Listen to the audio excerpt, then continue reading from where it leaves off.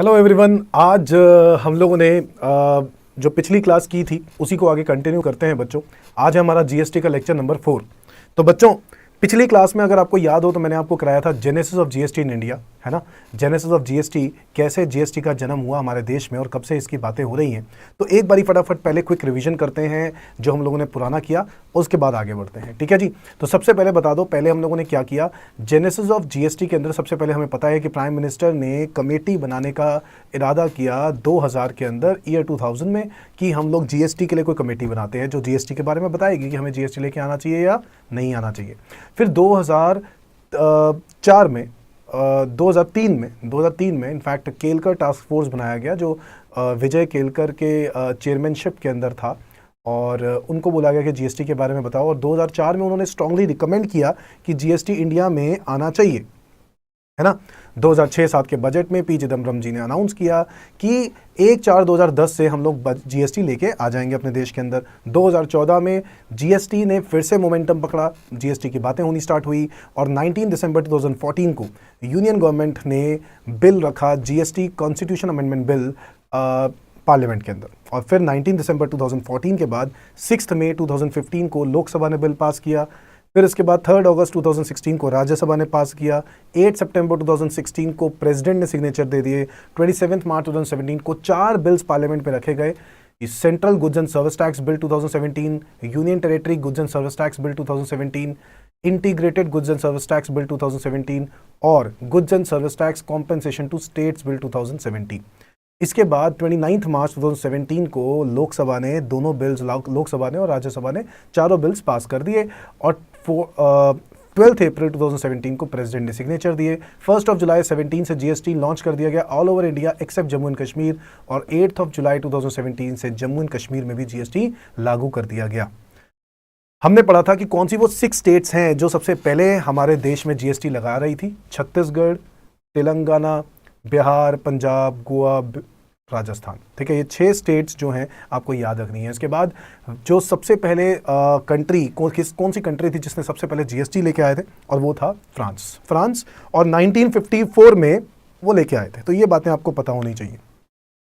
हमारे देश में कौन सा जीएसटी मॉडल चलता है? ड्यूअल जीएसटी मॉडल चलता है। कौन सा? ड्यूअल का मतलब सेंट्रल गवर्नमेंट भी लगाती है और स्टेट गवर्नमेंट भी लगाती है ना। इसके अलावा हम लोगों ने व्हाट इज जीएसटी पढ़ा था। जीएसटी क्या है, जीएसटी कब लगता है। जीएसटी एक टैक्स है जो कब लगता है, जब भी आप कोई गुड या सर्विस को सप्लाई करते हो इंडिया के अंदर, है ना। तो जब भी आप कोई गुड और सर्विसेज को सप्लाई करते हो इंडिया के अंदर तो आपको जीएसटी पे करना पड़ता है, एक टैक्स पे करना पड़ता है, except alcoholic liquor for human consumption, जिसके लिए गवर्नमेंट ने स्पेसिफिकली उसको एक्सक्लूड कर दिया। रीजन बीइंग कि एल्कोहलिक लिकर पे स्टेट गवर्नमेंट अच्छा खासा टैक्स कलेक्ट करती थी और स्टेट गवर्नमेंट नहीं चाहता था कि हमारा टैक्स इसमें डिस्ट्रीब्यूट हो।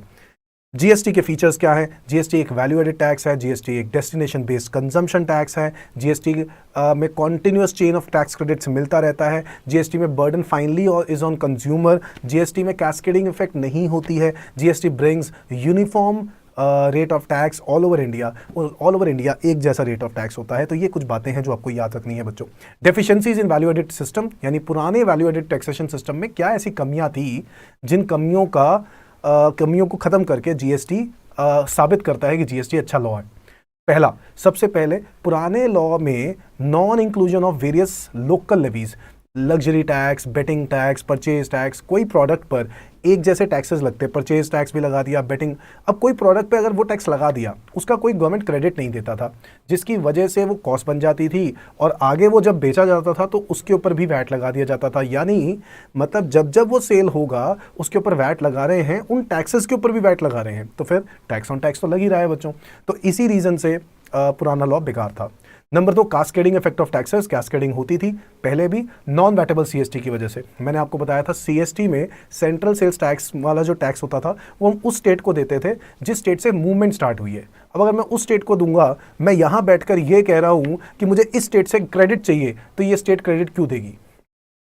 तो यही प्रॉब्लम थी, ये स्टेट क्रेडिट देती नहीं थी, जिसकी वजह से वही टैक्स उसकी कॉस्ट बन जाती थी, तो वो रिकवर करता था आगे अपने कस्टमर से। बट आप देखो जब वो आगे रिकवर करेगा कस्टमर से वो कॉस्ट भी, तो उसके ऊपर भी क्या लगा देते थे? वैट। फॉर एग्जांपल अगर उसने यूपी का प्रोडक्ट यूपी में ही बेच दिया तो आगे वैट लगेगा, बट उसकी पूरी कॉस्ट पे लगेगा ना, पूरी वैल्यू पे लगेगा, जिसके अंदर वो टैक्स भी था सेंट्रल सेल्स टैक्स, क्योंकि उसका क्रेडिट नहीं मिला। तो टैक्स ऑन टैक्स तो चल रहा था। एग्जैक्टली ऐसे ही सेनवैट क्रेडिट का कॉन्सेप्ट मैंने आपको बताया था बच्चों कि मैन्युफैक्चरिंग के ऊपर एक्साइज ड्यूटी हम पे करते हैं, और मैन्युफैक्चरिंग जो मैन्युफैक्चरर होता है एक्साइज ड्यूटी पे करता है, तो जो पे करता है यानी बायर जो पे करता है वो सेनवैट क्रेडिट ले लेता है, क्योंकि सेंट्रल गवर्नमेंट को उसने एक तरह से अपनी जेब से ड्यूटी दे दी है, अपनी जेब से एक ड्यूटी दे दी है सेंट्रल गवर्नमेंट को। किसने दे दी है? मैन्युफैक्चरर ने। एक मैन्युफैक्चरर ने दूसरे मैन्युफैक्चरर को जब दिया था पैसा, तो वो जो बायर वाला मैन्युफैक्चरर था उस मैन्युफैक्चरर ने दे दिया, तो इसलिए क्रेडिट ले लेगा वो। ठीक है, अब वो मैन्युफैक्चरर बेचेगा तो होलसेलर को, कहीं ना कहीं होलसेलर आएगा, रिटेलर आएगा, तो होलसेलर को जब बेचा जाएगा तो दिक्कत क्या होगी? वो सेनवैट क्रेडिट होलसेलर नहीं ले पाएगा। तो एक्साइज ड्यूटी होलसेलर से लिया तो जाएगा, क्यों? क्योंकि उसकी तो कॉस्ट है भाई, वो तो रिकवर करेगा ही करेगा, वो अपना बर्डन शिफ्ट करेगा ही करेगा, क्योंकि गवर्नमेंट तो कहेगा एक्साइज ड्यूटी दो। अब वो एक्साइज ड्यूटी किसके ऊपर पूछेगा? होलसेलर से पूछेगा। होलसेलर बेचारा जब एक्साइज ड्यूटी देगा तो क्रेडिट ले नहीं पाएगा। और अब ध्यान से देखो तो उस होलसेलर को एक्साइज ड्यूटी के ऊपर क्या देना पड़ेगा? वैट पे करना पड़ेगा, यानी टैक्स ऑन टैक्स। तो टैक्स ऑन टैक्स पहले भी चलता था बहुत, मतलब वैट होने के बावजूद, क्रेडिट होने के बावजूद, सेनवैट क्रेडिट होने के बावजूद भी ये चीज होती थी। No CENVAT after manufacturing stage, ये एक नेगेटिव पॉइंट था कि CENVAT credit after manufacturing stage मिलता नहीं था, जिसकी वजह से टैक्स ऑन टैक्स होने लग गया, कॉस्ट बढ़ने लग गई, और प्रोडक्ट का प्राइस जबरदस्ती का टैक्सेस की वजह से बर्डन बढ़ गया। Non integration of VAT and service tax, ये बात मैंने आपको शायद पहली क्लास के अंदर ही बता दी थी कि वैट और सर्विस टैक्स का आपस में कोई एडजस्टमेंट नहीं होता था। VAT was a state law, service tax was a central government law, तो ये एक दिक्कत थी। Double taxation of transaction as both good and service, ये एक वन ऑफ द डेफिशिएंसी है कि पहले के टाइम पर ये पता नहीं होता था कि वो गुड है या सर्विस। तो रेस्टोरेंट का जैसे मैंने एग्जाम्पल दिया था कि उसी ट्रांजैक्शन को गुड भी मान लिया और उसी ट्रांजैक्शन को सर्विस भी मान लिया और दोनों टैक्सेस लगा दिए, जिसकी वजह से एक पर्सन को, एक कस्टमर को बहुत सारा बर्डन टैक्स का पे करना पड़ रहा था, और वो इलॉजिकल था। समझ में आती है बात ना? अब ऑब्वियसली ये उम्मीद करते हैं कि ये सब बातें अब हट गई होगी। बिल्कुल बच्चों, हम लोग पढ़ेंगे आने वाले चैप्टर के अंदर कि ये सब चीजें अब नहीं है। ठीक है, इसकी जगह पे अब एक ही लॉ है विच इज जीएसटी लॉ, और जीएसटी लॉ बहुत ही क्लियर है ना। GST a cure for ills of existing indirect tax regime. Ills मतलब बीमारी, जो पुरानी कमियां थी, पुरानी एग्जिस्टिंग इनडायरेक्ट टैक्स का गंदा पॉइंट था।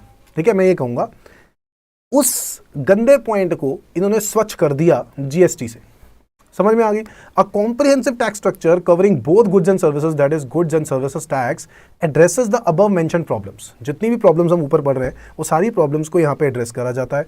Simultaneous introduction of GST at both central and state levels has integrated taxes on goods and services, यानी गुड्स एंड सर्विसेज वाला टेंशन खत्म हो गया। In fact and ensures that both the cascading effects of Senvat and service tax are removed and continuous chain of set off from the original producer's point oblique service provider's point up to the retailer's level point or consumer level point is established. Basically वो ये कह रहे हैं कि पहले की जो कमियां थी वो कमियां अब खत्म हो गई जीएसटी आने से, क्योंकि जीएसटी आने से वैट और सर्विस टैक्स आपस में अब एडजस्ट हो सकते हैं। सेनवैट क्रेडिट नाम से कोई चीज नहीं होती, अब कोई सेनवैट क्रेडिट नहीं होता, क्योंकि मैन्युफैक्चरिंग पे एक्साइज ड्यूटी पे करते थे ना, अब मैन्युफैक्चरिंग पे कोई ड्यूटी होती नहीं, वो तो खत्म ही हो गया, लॉ ही खत्म हो गया, तो अब वो वाली सिचुएशंस ही खत्म हो गई। सो इतनी सारी टैक्सेबल इवेंट्स की जगह पर सिर्फ एक ही टैक्सेबल इवेंट पे फोकस करना है, which is supply of good और service. In the GST regime the major indirect taxes have been subsumed in the ambit of GST. तो कहता है कि बहुत सारे टैक्सेस खत्म हो गए। आज हम वो पढ़ेंगे कि कौन कौन से टैक्सेस सब्ज्यूम्ड हो गए। बड़ा ही इंपॉर्टेंट क्वेश्चन है बच्चों, एग्जाम में आ चुका है वो question. The erstwhile concept of the manufacture और सेल ऑफ गुड और rendering of service are no longer applicable. क्यों? सेल ऑफ गुड अलग हो गया, सेल ऑफ सर्विस अलग हो गई, मैन्युफैक्चरिंग अलग हो गया, उनके ऊपर सबके ऊपर अलग अलग ड्यूटीज टैक्सेस लगते थे, बट अब गवर्नमेंट ने सबको हटा के एक ही टैक्सेबल इवेंट कर दिया, विच इज सप्लाई ऑफ गुड और सर्विस। समझ में आ गई बात? तो बच्चों क्या आपको लगता है, क्या आपको खुद दिल से लगता है कि जीएसटी से फायदा हुआ है गवर्नमेंट को और इनफैक्ट पब्लिक को? जी हाँ, बिल्कुल लगता है, और मैं उम्मीद करता हूँ आपको लगता होगा। अगर नहीं लगता है तो आप मुझे मैसेज करना, ठीक है? और कोई दिक्कत लगती हो तो मुझसे डाउट डिस्कस करना बच्चों। आगे मैं अब जो बात करने जा रहा हूँ, पहले सब्ज्यूम्ड की बात करते हैं। तो हमारा अगला आज मुद्दा है टैक्सेस सब्ज्यूम्ड इन जीएसटी। जो टैक्सेस सब्ज्यूम्ड हो गए, ये देखो बड़ा इंपॉर्टेंट है, ठीक है? याद करेंगे इसको। सेंट्रल लेवीज और स्टेट लेवीज, सेंट्रल लेवीज और स्टेट लेवीज कौन कौन से सब्ज्यूम्ड हो गए? पहले सेंट्रल याद करते हैं, ठीक है? पहले क्या याद करते हैं? Central levies. तो बच्चों बता दो, सेंट्रल लेवीज में सबसे पहले कौन सा है? देखो, सेंट्रल एक्साइज ड्यूटी। कब पे करना होता था? मैन्युफैक्चर पे, manufacture of good in India. ये बात मैंने आपको बताई थी। गवर्नमेंट ने खत्म कर दिया, सेंट्रल एक्साइज ड्यूटी खत्म हो गया और इसकी जगह पे क्या आ गया? GST, additional excise duty. कुछ ऐसे प्रोडक्ट्स होते थे जिन नेगेटिव आइटम्स के ऊपर गवर्नमेंट एडिशनल ड्यूटी लगाती थी। जी हाँ, नॉर्मल एक्साइज ड्यूटी के अलावा एडिशनल एक्साइज ड्यूटी लगाना वो गवर्नमेंट के पास पावर थी और गवर्नमेंट लगाती थी। कौन सी गवर्नमेंट लगाती थी? जब मैं सेंट्रल लेवी की बात कर रहा हूं इसका मतलब सेंट्रल गवर्नमेंट लगाती थी। जब मैं स्टेट लेवी की बात कर रहा हूं इसका मतलब स्टेट गवर्नमेंट लगाती थी। Central government additional excise duty लगाती थी। Excise duty under medicinal and toilet preparations act, यानी अगर आप बात करो मुझसे जितने भी क्या कहते हैं टॉयलेट प्रिपरेशंस वाली आइटम्स होती हैं, कॉस्मेटिक्स होती हैं, उन कॉस्मेटिक्स पे, मेडिसिन आइटम पर गवर्नमेंट एक्साइज ड्यूटी ये वाली एक्साइज ड्यूटी ना लगाकर ये वाली एक्साइज ड्यूटी लगाता था। इसका रीजन क्या था? कि उनको उनके ऊपर एक्साइज ड्यूटी थोड़ी सी कम लगाना ताकि कस्टमर के ऊपर बर्डन ना आए, प्राइजेस कम हो। ठीक है, तो ये एक्साइज ड्यूटी लगाई जाती थी under medicine and toilet preparations act. हटा दिया, बिल्कुल हटा दिया। अब ये इनके ऊपर अब एक्साइज ड्यूटी नहीं लगती, खत्म हो गया ये टैक्स। सर्विस टैक्स कब लगता था?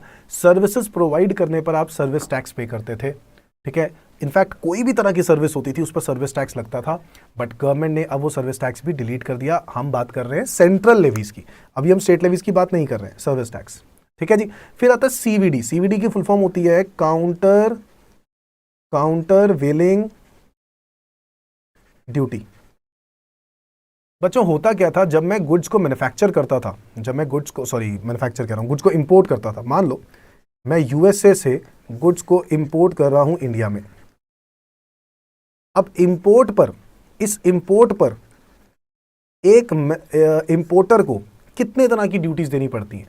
जो जनरली ड्यूटीज देनी पड़ती थी वो 3 तरह की होती थी, ध्यान से सुनना। बीसीडी, जिसको बोलते हैं बेसिक कस्टम ड्यूटी,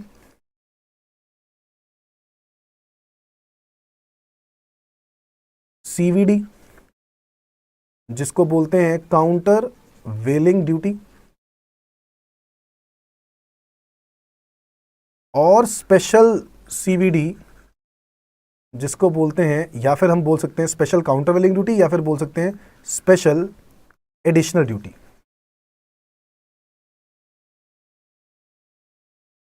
एसएडी, मेरी बात समझ रहे हो? बीसीडी, सीवीडी, स्पेशल सीवीडी, ये 3 तरह के हमारे ड्यूटीज लगाई जाती थी। बेसिक कस्टम ड्यूटी, काउंटर वेलिंग duty, special countervailing duty. Sir क्यों लगाते थे हमसे? देखो बहुत सिंपल सी बात है। इंपोर्ट कर रहे हो आप, मान लो 1 लाख रुपए का प्रोडक्ट है, उस 1 लाख प्रोडक्ट को आप 1 लाख रुपए के प्रोडक्ट को इंपोर्ट करते हो। अगर मैं यूएस की जगह पे, चलो मैं चाइना मान के चलता हूँ, चाइना पे ज़्यादा एप्ट होता है ये पॉइंट जो मैं बनाने वाला हूँ। अब हो क्या रहा था कि चाइना से जब मैं इंडिया में मंगवा रहा हूँ उस 1 लाख रुपए की आइटम, और वो 1 लाख रुपए की आइटम इंडिया में भी बनती है, तो देखो पहले तो इंपोर्ट पे ड्यूटी लगा लो। इंपोर्ट पे ये जो ड्यूटी है ना, ये तो जनरल है, ये सब पे लगती थी, बीसीडी। तो बीसीडी का रेट मान लो 10% है, ये तो पे करना ही करना है। कितनी वैल्यू हो गई? 1,10,000, ये तो पे करना ही करना था। ठीक है, अब आगे क्या हुआ? सर ऐसा ही आइटम जो मैं चाइना से मंगवा रहा हूं ना, वो इंडिया में बनता है, इंडिया में मैन्युफैक्चर होता है। तो इंडिया में मैन्युफैक्चर होता है, तो आप लोगों के दिमाग में, यानी जो भी कस्टमर हैं, जो भी क्या कहते हैं इंपोर्टर्स हैं, हाँ, इंपोर्टर्स जो थे वो चाइना से मंगवा रहे थे। जो मैन्युफैक्चरर्स वो देखते थे कि यार चाइना से मंगवा रहे हैं तो हमारे देश का प्रोडक्ट खरीदेगा कौन? हमारे देश के मैन्युफैक्चर से खरीदेगा कौन? तो इंडियन गवर्नमेंट ने भी देखा, हाँ यार बात तो सही है। तो बहुत सारे मैन्युफैक्चरर्स का झुंड चला गया कहाँ पे? इंडियन गवर्नमेंट के पास, और कहता है कि सर आप इंपोर्ट अलाउ कर रहे हो और उस पर कोई ड्यूटी नहीं लगा रहे हो, बस सिर्फ बेसिक कस्टम ड्यूटी लगा तो रहे हो, बट इससे हो क्या रहा है? हमारे देश का प्रोडक्ट है 1.5 लाख रुपए का, 1,50,000, वो बेच रहे हैं 1,10,000 का। सर इंपोर्ट करने के बाद भी यानी टैक्सेस, ड्यूटीज वगैरह सब मिला के, फ्रेट का खर्चा मिला के भी वो इतना सस्ता दे रहे हैं। सर हमारा तो नुकसान हो जाएगा। हमारा क्या, गवर्नमेंट का नुकसान होगा, हमारे देश का नुकसान होगा, हमारे देश के प्रोडक्ट को तो एंकरेजमेंट ही नहीं मिलेगी। तो गवर्नमेंट ने सोचा, हाँ बिल्कुल सही कह रहा है यार ये बंदा बिल्कुल सही कह रहा है कि अगर हम ऐसा करेंगे तो हमारे देश के लोगों को एंकरेजमेंट कैसे मिलेगी। तो उस केस में वहां पर उस गवर्नमेंट ने डिसाइड किया कि यार क्यों ना हम लोग इनके ऊपर एक्साइज ड्यूटी लगा दें। क्यों? क्योंकि ये जो मैन्युफैक्चरर्स हैं, ये मैन्युफैक्चरर्स इनके ऊपर, इस प्रोडक्ट के ऊपर एक्साइज ड्यूटी पे करते हैं। क्या पे करते हैं? Excise duty. हाँ जी हाँ, मैन्युफैक्चरर्स अपने प्रोडक्ट पे एक्साइज ड्यूटी पे करते हैं, और ये जो चाइना से इंपोर्ट हो रहा है उस पर कोई एक्साइज ड्यूटी नहीं लग रही। तो मैन्युफैक्चरर को बहुत गुस्सा है कि सर हमसे तो आप हर तरह के टैक्सेस लेते हो, हमसे तो आप हर तरह की ड्यूटीज लेते हो, अब इनसे तो लेते ही नहीं। तो गवर्नमेंट ने डिसाइड किया, ठीक है जी, हम आपके ऊपर एक्साइज ड्यूटी लगा देंगे। तो जब एक्साइज ड्यूटी लगाने जा रहे थे तो इंपोर्टर हंस पड़ा, सर गलत कर रहे हो आप। कहता क्यों? गवर्नमेंट कहता क्यों गलत कर रहे हो आप, एक्साइज ड्यूटी नहीं लगा सकते। कहता क्यों? क्योंकि एक्साइज ड्यूटी के कानून में लिखा है that should be manufactured in India. Sir ये तो चाइना से मैन्युफैक्चर हुआ है, मैं कैसे मान लूं कि आप इस पर एक्साइज ड्यूटी लगा दो? बात तो ठीक है तेरी। सेंट्रल गवर्नमेंट ने कहा बात तो ठीक है तेरी, तो फिर सर सेंट्रल गवर्नमेंट ने डिसाइड किया कि हम एक्साइज ड्यूटी नहीं लगाएंगे। सर तो फिर क्या लगाएंगे? हम ना एक्साइज ड्यूटी लगा ही नहीं रहे, हम लगा रहे हैं काउंटर वेलिंग ड्यूटी। तो ये क्या चीज़ है? नई ड्यूटी है, न्यू, हमारी मर्जी। तो गवर्नमेंट ने क्या किया, गवर्नमेंट ने क्या डिसाइड किया कि हम एक नई तरह की ड्यूटी लगाएंगे which is called as countervailing duty, which is in lieu of central excise duty. क्या मतलब है? जो counterbalance, countervailing duty का मतलब है टू काउंटर बैलेंस, क्या? To counterbalance central excise duty. वो ये चाहते हैं कि हमारे देश के प्रोडक्ट्स पर भी अगर सेंट्रल एक्साइज लग रहा है तो उन प्रोडक्ट्स पर भी लगना चाहिए जो चाइना से आ रहा है। इंपोर्टर ने कहा सर एक्साइज लॉ में आपने ये लिखा है कि मैन्युफैक्चर इन इंडिया होना चाहिए, तो आप ये कैसे लगा सकते हो? तो उन्होंने कहा हम एक्साइज ड्यूटी लगा ही नहीं रहे, हम क्या लगा रहे हैं? सीवीडी। सर ये क्या चीज़ है? Countervailing duty. इसका मतलब है to counterbalance the central excise duty. यानी मैन्युफैक्चरर्स पर, जो हमारे देश के मैन्युफैक्चरर्स हैं, अगर वो सेंट्रल एक्साइज पे करेंगे तो इस इंपोर्ट पर भी सेंट्रल एक्साइज लगेगा। समझ में आ रहा है बात? तो ये था काउंटर वेलिंग ड्यूटी का लॉजिक। फिर वैसे ही हुआ क्या कि अभी भी बड़े सस्ते थे चाइना के प्रोडक्ट, तो फिर से मैन्युफैक्चरर्स का झुंड चला गया कहाँ पे? इंडियन गवर्नमेंट के पास। सर बड़ा गलत हो रहा है हमारे साथ। कह रहे क्यों, क्या हो गया? कहता है सर आप हमसे तो सेल्स टैक्स भी लेते हो, हमसे आप वैट भी लेते हो, इनसे कहाँ लेते हो जो इंपोर्ट कर रहे हैं? ये इंपोर्ट से आपने बेसिक कस्टम ड्यूटी लिया, आपने एक्साइज ड्यूटी लिया, काम खत्म। कह रहा नहीं सर हम लोग तो नहीं मानते ये बात। सेंट्रल गवर्नमेंट ने कहा बात तो ठीक है, तो कह रहे कि क्या किया जाए? तो उसने कहा कि सर इनके ऊपर भी सेल्स टैक्स लगाओ। सेंट्रल गवर्नमेंट ने बात सुनी और कहा था, कहता ठीक है यार, मैं अपने मैन्युफैक्चरर्स को नाराज तो नहीं कर सकता हूँ। सेंट्रल गवर्नमेंट ने उनकी बात सुनकर सेल्स टैक्स लगाने जा रहा था। फिर इंपोर्टर कहता सर आप ऐसा नहीं कर सकते। कह रहे क्यों? क्योंकि सर सेल तो इंडिया में होती तब सेल्स टैक्स लगता है ना, जब सेल इंडिया में होती है, सेलर बायर इंडिया के हैं, ये तो इंपोर्ट हो रहा है सर, आप क्या, आप कोई भी। तो फिर उसने बोला कि सेंट्रल गवर्नमेंट ने बोला ठीक है मैं तो सेल्स टैक्स लगा ही नहीं रहा। कहता क्यों सेल्स टैक्स नहीं लगा रहे? कहता नहीं नहीं सेल्स टैक्स नहीं लगा रहा, मैं तो एक नया ड्यूटी लगा रहा हूँ। कह रहे सर क्या नया duty? Special countervailing duty. क्या है? Special countervailing duty. नाम ऐसा है special countervailing duty, but इसका पर्पस क्या है? To counterbalance, to counterbalance sales tax. Sales tax जो आपके प्रोडक्ट पर मैन्युफैक्चरर नॉर्मल जो हमारे देश के प्रोडक्ट्स थे उनके ऊपर सेल्स टैक्स लग रहा था, हम चाहते हैं कि हम सेंट्रल गवर्नमेंट चाहता है कि जितने भी प्रोडक्ट्स बाहर से आ रहे हैं उनके ऊपर भी सेल्स टैक्स लगे, ताकि ये दोनों इक्विवेलेंट पोजीशन पे हो जाए और तब जाके हम इनको कंपेयर कर सकें। मेरी बात समझ में आ रही है दोस्तों? तो गवर्नमेंट ने इन तीनों तरह के टैक्सेस लगाने स्टार्ट कर दिए, 1, 2, 3। यानी जब भी कोई गुड इंपोर्ट होता था बेसिक कस्टम ड्यूटी लगाया जाता था, काउंटर वेलिंग ड्यूटी लगाया जाता था, स्पेशल काउंटर वेलिंग ड्यूटी लगाया जाता था। बट क्योंकि जीएसटी आ गया है बच्चों, क्या आ गया है? जीएसटी। तो स्पेशल काउंटर वेलिंग ड्यूटी और काउंटर वेलिंग ड्यूटी ये दोनों ही अब डिलीट हो गए। क्या हो गए? दोनों डिलीट। अब ये दोनों के दोनों एग्जिस्ट नहीं करते, खत्म। समझ में आ गया? और इसकी जगह पर आपको याद होगा तो मैंने आपको लिखवाया था कि आईजीएसटी कब लगता है? एक स्टेट से दूसरे स्टेट, ठीक है, एक स्टेट से दूसरा यूटी, ठीक है, एक यूटी से दूसरे यूटी, ठीक है, एक यूटी से दूसरा स्टेट, ये भी ठीक है। इंपोर्ट ऑफ गुड्स और सर्विस, कुछ याद आ रहा है? आप लोग चेक करो प्लीज। इंपोर्ट ऑफ गुड्स पर भी, इंपोर्ट ऑफ सर्विस पर भी मैंने आपको बताया था क्या लगेगा? आईजीएसटी।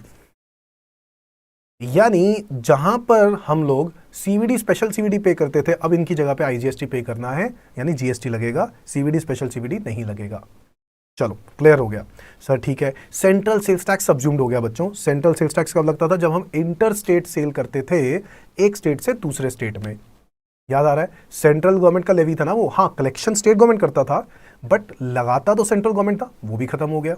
Okay sir. कोई भी तरह का सेंट्रल सरचार्ज या central cess in so far as they relate to supply of good और सर्विस, कह रहा है कोई भी तरह का सरचार्ज या कोई भी तरह का सेस जो सेंट्रल गवर्नमेंट लगाती है किसी भी पर्टिकुलर गुड पर या किसी पर्टिकुलर सर्विस पर, तो उस सेंट्रल सरचार्ज या सेंट्रल सेस को हम लोग सबज्यूम कर रहे हैं, डिलीट कर रहे हैं। अब सेंट्रल सरचार्ज और सेंट्रल सेस नहीं लगेगा आने वाले टाइम में। बताओ, बात समझ में आती है बच्चों? सेंट्रल सरचार्ज सेंट्रल सेस खत्म, मतलब सेंट्रल गवर्नमेंट, मैं इनकम टैक्स की बात नहीं कर रहा हूं, इनकम टैक्स में सेस होता है बच्चों, जो इनकम टैक्स में हेल्थ एंड एजुकेशन सेस होता है वो लग रहा है। क्यों लग रहा है? इनकम टैक्स में जो सरचार्ज हो रहा है वो लग रहा है। क्यों लग रहा है? क्योंकि वो इनकम्स की बातें हो रही हैं। यहां पर किसकी बात कर रहा है? गुड्स और सर्विसेज की। कह रहा है गुड्स और सर्विसेज से रिलेटेड अगर सेंट्रल गवर्नमेंट कोई सरचार्ज या सेस लगाती है तो वो लगा नहीं सकती है। अब हमने खत्म कर दिया, क्योंकि इन सब की जगह पर क्या आ गया है? जीएसटी, गुड्स और सर्विसेज टैक्स। बात समझ में आ गई? चलो, 8 टैक्सेस हैं बच्चों, 8। ये कितने हैं? 8, ये वाले 8 हैं। 1 2 3 4 5 6 7 8। याद करते हैं बच्चों। चलो, फर्स्ट सबसे पहले central excise duty, additional excise duty, excise duty under medicinal and toilet preparations act. मेरे साथ साथ बोलेंगे, नहीं बोलोगे याद नहीं होगा, नहीं बोलोगे याद नहीं होगा। आप चाहते हो ना याद हो जाए, तो आप मेरे साथ साथ बोलोगे। हाँ जी, central excise duty, additional excise duty, excise duty under medicinal and toilet preparations act, ये तो सारे एक्साइज ड्यूटी वाले हो गए। ठीक है, अब इसके बाद आ जाओ सर्विस टैक्स, इसके बाद आ जाओ सीवीडी, इसके बाद आ जाओ स्पेशल सीवीडी, इसके बाद आ जाओ सेंट्रल सेल्स टैक्स, और लास्ट में central surcharge and central cess. Central surcharge and central cess. अब ये देखो, ये सेंट्रल सरचार्ज मैंने अलग एक साथ लिख दिया, सेंट्रल सरचार्ज एंड सेस। वैसे अगर आप इनको अलग अलग कर दो तो ये 9 टोटल 18 बनते हैं। ठीक है, बट यहां पर मैंने सिर्फ सेंट्रल सरचार्ज और सेंट्रल सेस को एक साथ कर दिया, बात एक ही है, कोई फर्क नहीं पड़ता। ठीक है, 8 टैक्सेस सेंट्रल गवर्नमेंट के ये थे जो सब्ज्यूम्ड हो गए। सर एक बारी और याद करते हैं, central excise duty, additional excise duty, excise duty under medicinal and toilet preparations act, service tax, CVD, special CVD, central sales tax और central surcharge and cess, so far as in relation to the goods और services. Now state levies की बात करें, state levies 8 again. अब ये कौन से taxes हैं? सर सबसे पहला जो नाम लिया गया है वो एंटरटेनमेंट टैक्स का नाम लिया है। Entertainment, entertainment, entertainment. हाँ बच्चों, एंटरटेनमेंट अगर आपकी जिंदगी में है तो उस एंटरटेनमेंट के साथ जुड़ा हुआ था टैक्स। स्टेट गवर्नमेंट लगाती थी एंटरटेनमेंट टैक्स। बच्चों अगर आपको याद हो, 2017 से पहले यानी जीएसटी आने से पहले एंटरटेनमेंट टैक्स लगता था टिकट्स पर, मूवी टिकट्स पर। एंटरटेनमेंट टैक्स लगता था अम्यूज़मेंट पार्क, अगर आप कहीं जाते हो, जैसे जो भी आप कहीं अम्यूज़मेंट राइड्स लेने जाते हो तो उनके ऊपर भी, उनके टिकट के ऊपर भी एंटरटेनमेंट टैक्स लगता था बच्चों। तो वो अब सब चीज़ें क्या हो गई हैं? फिनिश हो गई हैं। एंटरटेनमेंट टैक्स अब नहीं लगता। Next, taxes on lottery, betting, gambling. Taxes on lottery, जी हाँ। अब आपके दिमाग में होगा सर लॉटरी, बेटिंग, गैम्बलिंग तो इलीगल है। किसने बोला? किसने बोला लॉटरी, बेटिंग, गैम्बलिंग इलीगल है? किसी ने भी नहीं बोला भाई। आपको हमेशा ये गलत नॉलेज है, ये बहुत सारे लोगों को गलत नॉलेज है कि लॉटरी, बेटिंग, गैम्बलिंग गलत है, इलीगल है। गलत है अलग बात है, इलीगल है वो नहीं है। Lottery, betting, gambling state wise illegal legal पर डिपेंड करता है। स्टेट वाइज समझते हो? हर स्टेट के ऊपर डिपेंड करता है कि वहां पे लॉटरी, बेटिंग, गैम्बलिंग अलाउड है या नहीं। अगर मैं बात करूं पंजाब में लॉटरी बिल्कुल अलाउड है। पंजाब में स्टेट गवर्नमेंट खुद लॉटरी निकालती है। हाँ, प्राइवेट लॉटरीज अलाउड नहीं है, गवर्नमेंट लॉटरी निकाले तो अलाउड है। समझ में आया? सर अगर आप गोवा चले जाओ तो गोवा में लॉटरी, गैम्बलिंग एक आम बात है। वहां पर बेटिंग, गैम्बलिंग करना ही तो है मेन लोग कसिनो आते हैं, कसिनो में बेटिंग ही तो करते हैं और क्या करते हैं? शर्तें लगाते हैं। तो बेसिकली ये जो काम है ना, जो मैं गोवा का नाम ले रहा हूँ, ये जो मैंने नाम लिया है ना, ये उन स्टेट के हिसाब से मेजर सोर्स ऑफ रेवेन्यू है, क्योंकि उनको पता है कि हमारा तो बहुत सारा ग्रुप ऑफ पीपल आता है इंडिया से बाहर का, और इंडिया से बाहर का वो आता ही ये काम करने। आने दो, क्या फर्क पड़ता है? तो गवर्नमेंट ने उनके ऊपर टैक्सेस लगाए हुए थे, लॉटरी, बेटिंग, गैम्बलिंग टैक्स। फिर इसके बाद एंट्री टैक्स। अगर एक स्टेट से दूसरे स्टेट में एंट्री करते हो तो आपको एक एंट्री टैक्स पे करना पड़ता था गुड्स को लेकर जब भी आप जाते हो, बट अब वो एंट्री टैक्स खत्म हो गया। I am not talking about toll. Toll जो है बच्चों, वो टोल दिया जाता है जो रोड्स बनाई गई हैं, हाईवे बनाई गई हैं, उस हाईवे की मेंटेनेंस करने के लिए। तो वो हाईवे का जो मेंटेनेंस करने के लिए टोल चार्ज लिया जाता है, वो गवर्नमेंट का सोर्स ऑफ रेवेन्यू नहीं है, मैं ये कहूंगा, क्योंकि अल्टीमेटली गवर्नमेंट को मेंटेनेंस के लिए खर्च करना होता है। तो टोल चार्ज जो दिया जाता है वो जनरली एक प्राइवेट एंटिटी इकट्ठा कर लेती थी और फिर वो पे कर देती थी। आज के टाइम पर तो ये ऑनलाइन हो गया टोल। आपने वो सुना होगा ना कि आजकल वो क्या आता है, फास्टैग आ गया, फास्टैग आपकी गाड़ियों पे लग जाता है फास्टैग। आप वहाँ से जाते हो टोल वाले साइड से, तो आपका वो स्कैन करता है फास्टैग, और वो आपका बैरियर जो होता है वो ओपन हो जाता है और आप जा सकते हो। तो बेसिकली ये सब चीज़ें अब आजकल टेक्नोलॉजी वाली सिस्टम्स आ गए। इसमें क्या है, प्राइवेट जो कलेक्टर्स होते थे वो ख़त्म हो गए, बीच में से हटा दिए गए, उनको अब ज़रूरत ही नहीं है। तो फास्टैग कर दिया, ऑल ओवर इंडिया में फास्टैग करने की कोशिश की जा रही है। 2-3 एरियाज़ में तो बहुत अच्छे से हो गया, यानी अगर मैं दिल्ली के आसपास बात करूं, अगर मैं महाराष्ट्र की बात करूं, बहुत सारे एरियाज़ में कर दिया ढंग से। बट अभी भी बहुत सारी डेवलपमेंट्स की ज़रूरत है हमारे देश के अंदर। Entry tax deleted. Entry tax goods की ट्रांसपोर्टेशन पे होता था एक स्टेट से दूसरे स्टेट जाने पर, वो खत्म। Purchase tax. परचेज टैक्स बच्चों, जब भी मैं कोई गुड्स बल्क में खरीदता था, कुछ स्टेट से बल्क में खरीदता था, तो उसके ऊपर मुझे परचेज टैक्स पे करना पड़ता था। ठीक है, ये again state to state depend करता था, हर स्टेट में परचेज टैक्स नहीं लगता था। ठीक है, वैट, वैल्यू एडेड टैक्स के बारे में आपको बताइए। इंट्रा स्टेट सेल जब भी हम करते थे, यानी विद इन द स्टेट जब भी हम सेल करते थे, उसके ऊपर वैट पे करते थे।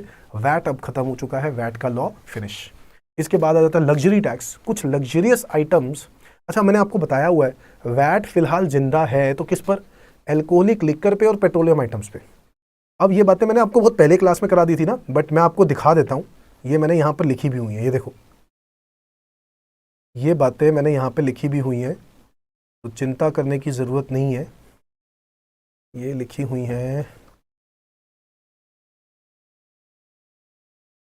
हाँ ये लिखी। एल्कोहलिक लिकर पे अभी फ़िलहाल वैट लग रहा है बच्चों, और स्टेट एक्साइज लग रहा है। ठीक है, पेट्रोलियम पर, पेट्रोलियम आइटम्स के ऊपर अभी फ़िलहाल वैट लग रहा है और सेंट्रल एक्साइज लग रहा है। और टोबैको की बात करें तो उस पर सेंट्रल एक्साइज लग रहा है और जीएसटी भी लग रहा है, तो दोनों आइटम्स लग रही है। तो ये बात मैंने आपको बता दी है, ये बात मैंने शायद पहली वाली क्लासेस में ही बता दिया था। चलो आगे, luxury tax. Luxury tax luxurious item पर। पहले के टाइम पे जब जीएसटी नहीं होता था तो लग्जरी टैक्स पे करना पड़ता था। आप 5 स्टार होटल जाते हो, 5 स्टार होटल में जो जो सबसे सुपीरियर रूम्स होते हैं, लग्जरी रूम्स होते हैं, उन लग्जरी रूम का जो रेट होता था वो इसलिए भी ज़्यादा होता था कि उसके ऊपर एक लग्जरी टैक्स लगा दिया जाता था गवर्नमेंट की तरफ से, स्टेट गवर्नमेंट की तरफ से। या फिर आप BMW मर्सिडीज़ खरीदते हो तो उसके ऊपर लग्जरी टैक्स भी लगता था वैट के अलावा। तो यानी वैट जो लगना है लगना है, मैन्युफैक्चर पे जो एक्साइज ड्यूटी लगनी है वो लगनी है, वैट लगना है सेल पर, वो भी लगना ही लगना है, लग्जरी टैक्स अलग से लगाना है। तो ये भी प्रॉब्लम्स थी, खत्म हो गया। एडवर्टीजमेंट टैक्स बच्चों, आप कोई भी ऐड करते हो न्यूज़पेपर्स में या टीवी एडवर्टीजमेंट्स करते हो, तो उन टीवी पे एडवर्टीजमेंट्स देने के लिए उस पर एडवर्टीजमेंट टैक्स लगाया जाता था, स्टेट गवर्नमेंट लगाती थी, वो भी खत्म हो गया। State surcharge and state cess, यानी स्टेट गवर्नमेंट के पास पावर थी कि कभी भी वो किसी प्रोडक्ट पर सरचार्ज या सेस लगा दें, एक्स्ट्रा टैक्स लगा दें, बट वो पावर भी गवर्नमेंट ने छीन ली है और गवर्नमेंट ने कहा कि भाई अब से आप स्टेट सरचार्ज स्टेट सेस नहीं लगा सकते हो। मेरी बात समझ में आ गई है? State surcharge state cess has been finished. अब आप स्टेट सरचार्ज स्टेट सेस नहीं लगा सकते हो, जैसे सेंट्रल सरचार्ज सेंट्रल सेस खत्म हो गया। समझ में आ गई बात? तो ये कुछ 8 प्रकार के टैक्सेस हैं, जो कि एक्चुअल में 9 है, 8 कर दिए। State surcharge and state cess को अलग अलग करो तो 9 हो जाते हैं, बट 8 काउंट करके हम लोग इसको भी क्लोज करते हैं और याद करते हैं। ठीक है, एक बारी मेरे साथ साथ बोलो, कौन कौन से टैक्सेस?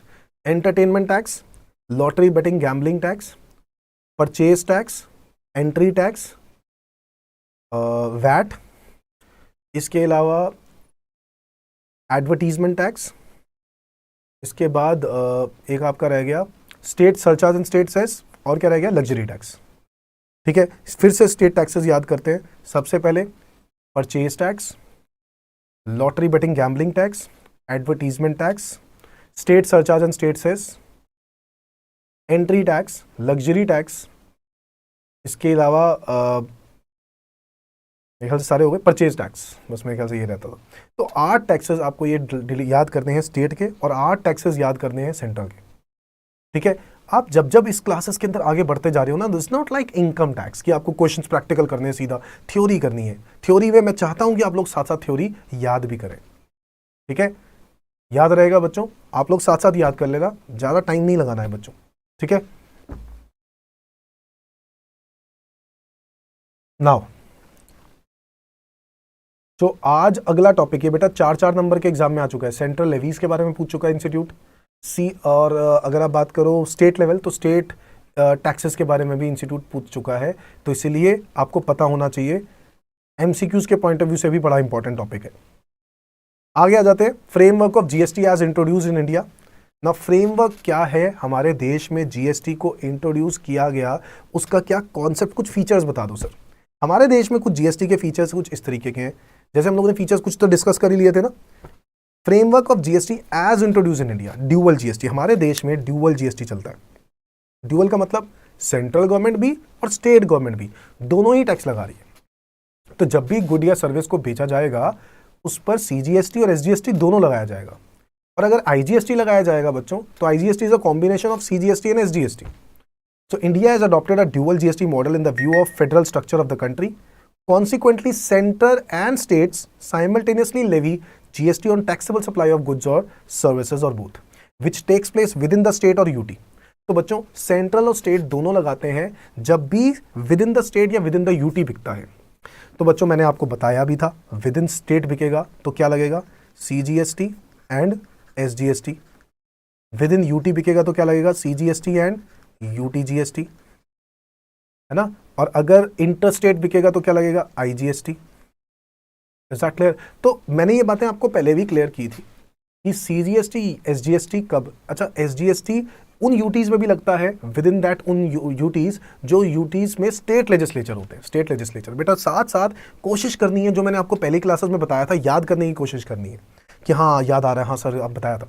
तो union territory with state legislatures, उन पर भी क्या लगता है, एसजीएसटी, जैसे कि दिल्ली, पुडुचेरी, ठीक है, और जम्मू एंड कश्मीर आने वाले टाइम में, ठीक है। हम लोग अगर हम इसकी बात करें तो now the centres have also have the powers to tax on intra-state sales and states are also empowered to tax on services. अब देखो बहुत सारे लोगों को ये भी लगता था कि सीजीएसटी, बहुत सारे स्टेट्स को ये लगता था कि अगर हम लोग सेंट्रल और स्टेट दोनों टैक्स लगाने देंगे गुड्स के ऊपर, तो स्टेट वाले कहते थे हमारा तो नुकसान हो जाएगा। तो सेंट्रल गवर्नमेंट ने कहा चलो सर ठीक है, हम आपको सर्विसेज भी तो दे रहे हैं। पहले सर्विसेज पे टैक्स कौन कलेक्ट करता था, सेंट्रल गवर्नमेंट, सर्विस टैक्स के नाम से। बट अब सर्विसेज पर भी हम लोग क्या कर रहे हैं, टैक्स बांट रहे हैं, डिस्ट्रीब्यूट कर रहे हैं, यानी सेंट्रल स्टेट दोनों को मिलेगा। गुड्स पर भी बांटो, सेंट्रल स्टेट दोनों को मिलेगा, यानी सब जगह पे इक्वल कॉन्सेप्ट, कोई अलग अलग नहीं होगा। So now the center is also has empowered to tax intra-state sales and states are also empowered to tax on services. GST extends to whole of India including state of Jammu and Kashmir. Unlike service tax, जिस service tax के अंदर पहले Jammu and Kashmir को छोड़ के बाकी सारे India में सर्विस टैक्स लगाया जाता था, जम्मू एंड कश्मीर मना करता था, बट अब इस जीएसटी के लिए जम्मू एंड कश्मीर भी मान गया और जम्मू एंड कश्मीर में जीएसटी अब लगता है। समझ में आ गई बात? Now, next is CGST, SGST, IGST, UTGST and its legislative framework. बच्चों अब ये कुछ टैक्सेस के लेजिस्लेटिव फ्रेमवर्क के बारे में बात कर रहा है। Central goods and service tax act 2017, इस एक्ट के थ्रू, जो बिल से एक्ट बन गया, सीजीएसटी लगाया जाता है and this is levied and collected by central government. Central government लगाती है और सेंट्रल गवर्नमेंट ही कलेक्ट करती है। It is a revenue source to the central government of India and intra state supplies of taxable goods और services और both. लगता कब है, जब भी कभी कोई इंट्रा स्टेट सप्लाई होगी गुड्स की या सर्विसेज की या दोनों की। समझ में आ गई बात? Goods and services compensation to states tax act 2017, इस एक्ट के बारे में बात करें तो अगर इस एक्ट के बारे में बात करें तो एसजीएसटी जो टैक्स है ना, वो इसी के थ्रू लगाया जाता है। SGST levied and collected by state government, union territories with state legislatures, namely Delhi and Pondicherry के अलावा अगर मैं आपको बात करूं तो अभी जो रिसेंटली एडेड है वो है Jammu and Kashmir, on intra state supplies of taxable goods और सर्विसेज और बोथ। यानी इंट्रा स्टेट सप्लाईज जो भी होंगी यहाँ पर इन एरियाज में, तो वहाँ पर गुड्स एंड सर्विस टैक्स का कॉम्पेंसेशन टू स्टेट्स एक्ट लगाया जाएगा, यानी सेंट्रल गवर्नमेंट को भी टैक्स मिलेगा और स्टेट गवर्नमेंट को भी मिलेगा इंट्रा स्टेट सप्लाई पर। ये बात हम पहले भी कर चुके हैं। Next is integrated goods and services tax act 2017।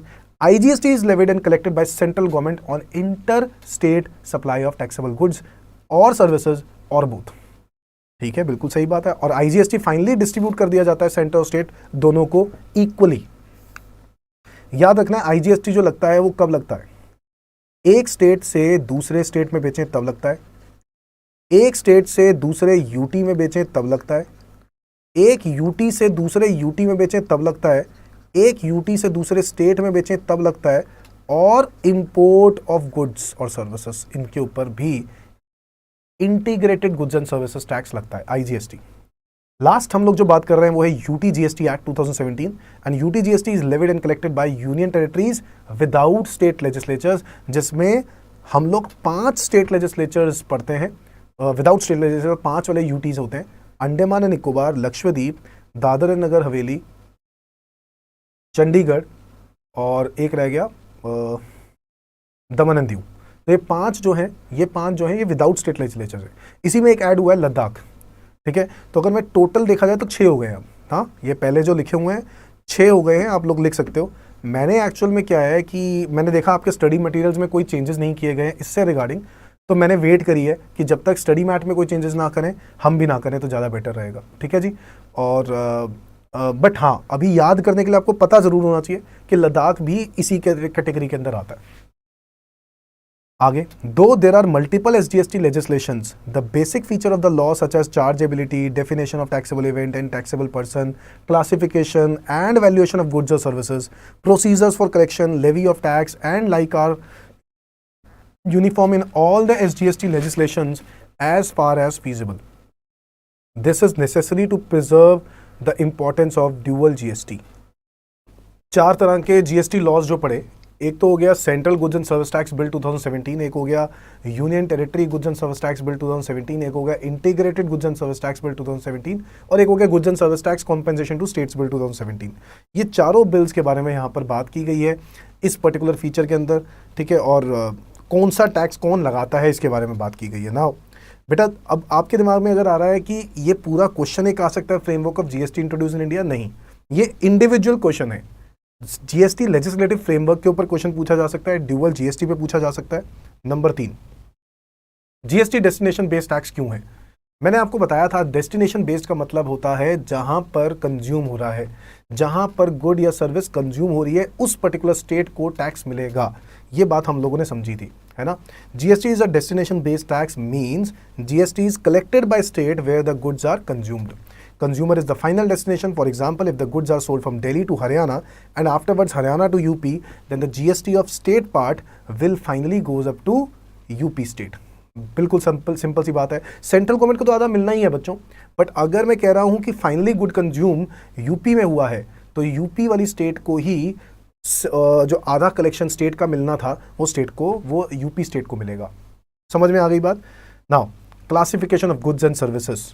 Classification of goods, तो क्या किया गवर्नमेंट ने, बहुत सारे गुड्स की कैटेगरीज बनाई और उन गुड्स को क्लासिफाई किया HSN कोडिंग से। Now what is HSN?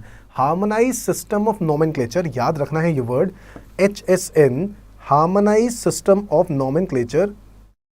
ना, ये जो हार्मोनाइज सिस्टम ऑफ नोमेनक्लेचर है ना, ये अभी का कोडिंग सिस्टम नहीं है, ये बहुत पुराना कोडिंग सिस्टम है जो वर्ल्ड कस्टम ऑर्गेनाइजेशन ने बनाया था, वर्ल्ड कस्टम ऑर्गेनाइजेशन ने, ठीक है। लिखा है HSN is use for classifying the goods in GST। Chapters referred in the rates schedules for goods are the chapters of first schedule to the customs tariff act. Actual में ये जो goods है ना क्लासिफाई किए गए, ये custom tariff act से देख लिया, क्योंकि कस्टम टैरिफ एक्ट में ऑलरेडी हम लोग HSN कोडिंग सिस्टम को यूज कर रहे हैं। उसके अंदर क्या होता है, एक सबसे पहले ऊपर होती है चैप्टर। चैप्टर क्या होता है? हेडिंग एक तरह से, ठीक है। चैप्टर होता है, फॉर एग्जाम्पल अगर मैं इलेक्ट्रॉनिक को क्लासिफाई कर रहा हूँ, ठीक है, इलेक्ट्रॉनिक को क्लासिफाई कर रहा हूँ, उस इलेक्ट्रॉनिक को क्लासिफाई करने के लिए कोई भी, फॉर एग्जांपल ट्यूबलाइट को क्लासिफाई कर रहा हूँ, तो ट्यूबलाइट को क्लासिफाई करने के लिए मुझे एक चैप्टर हेडिंग देखनी होगी। चैप्टर हेडिंग क्या है? चैप्टर के बाद आता है हेडिंग, हेडिंग के बाद आता है सब हेडिंग, ऐसे, और फिर एक आती है टैरिफ आइटम, ठीक है। चलो अब प्रैक्टिकली दिखाता हूं आपको, जब मैं दिखा सकता हूं तो क्यों ना देखें। हाँ, प्रैक्टिकली दिखाता हूं। चलो अब ये मैं आपको ले चलता हूं,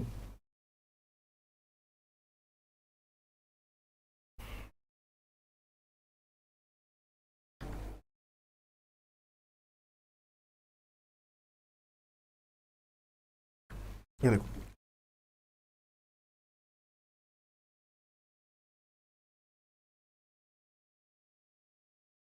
मैं CBIC की वेबसाइट खोल रहा हूँ, central board of indirect taxes and customs. ये देखो, ये आपको दिख रहा है, चैप्टर लिखा हुआ है यहाँ पर, चैप्टर।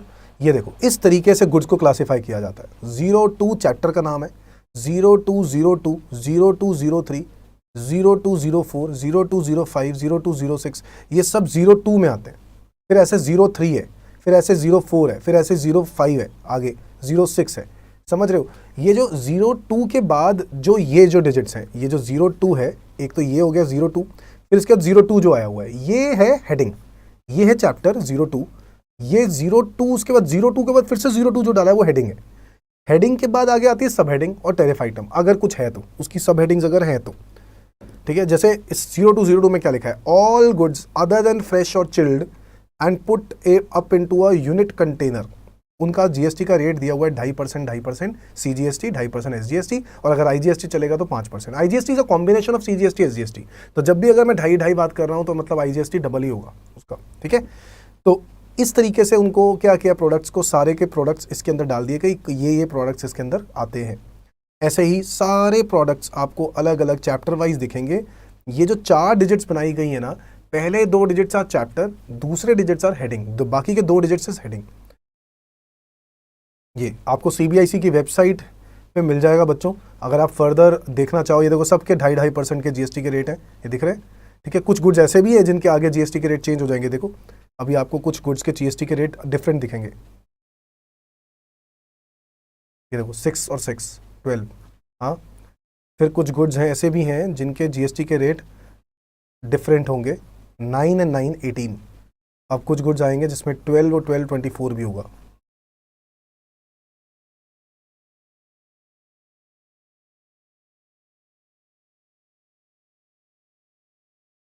तो मैक्सिमम आपने देखा कि ज़्यादा, अगर 12, 12 नहीं, 14 और 14, 28, 28 का परसेंट का एक जीएसटी रेट होता है ना, वो ये वाला हो गया, ठीक है। अब ये कुछ 1.5% वाले भी हैं, ठीक है। हम लोग पढ़ेंगे कि कौन से टाइप के रेट्स ऑफ जीएसटी, कुछ जीरो वाले रेटेड भी होते हैं। जीरो रेटेड मतलब इन पर जीएसटी नहीं लगाया जाता। ये देखो ये सब लिखे हुए हैं यहाँ पर, आप लोग देख सकते हो, ठीक है। मेरा पर्पस है आप लोग यहाँ से अच्छे से देखो और देखो ये किस तरीके की हेडिंग्स होती हैं, क्या होता है इसके अंदर, हाँ। अब ये देखो, अब जैसे ये वाला प्रोडक्ट है, मान लो 870550, ये क्या है। अब ये इन्होंने 8705 के आगे 50 क्यों लगाया, क्योंकि उसकी आगे सब हेडिंग भी है। तो सबकी सब हेडिंग नहीं होती है, किसी की सब हेडिंग्स होती हैं, किसी की सब हेडिंग्स नहीं होती हैं।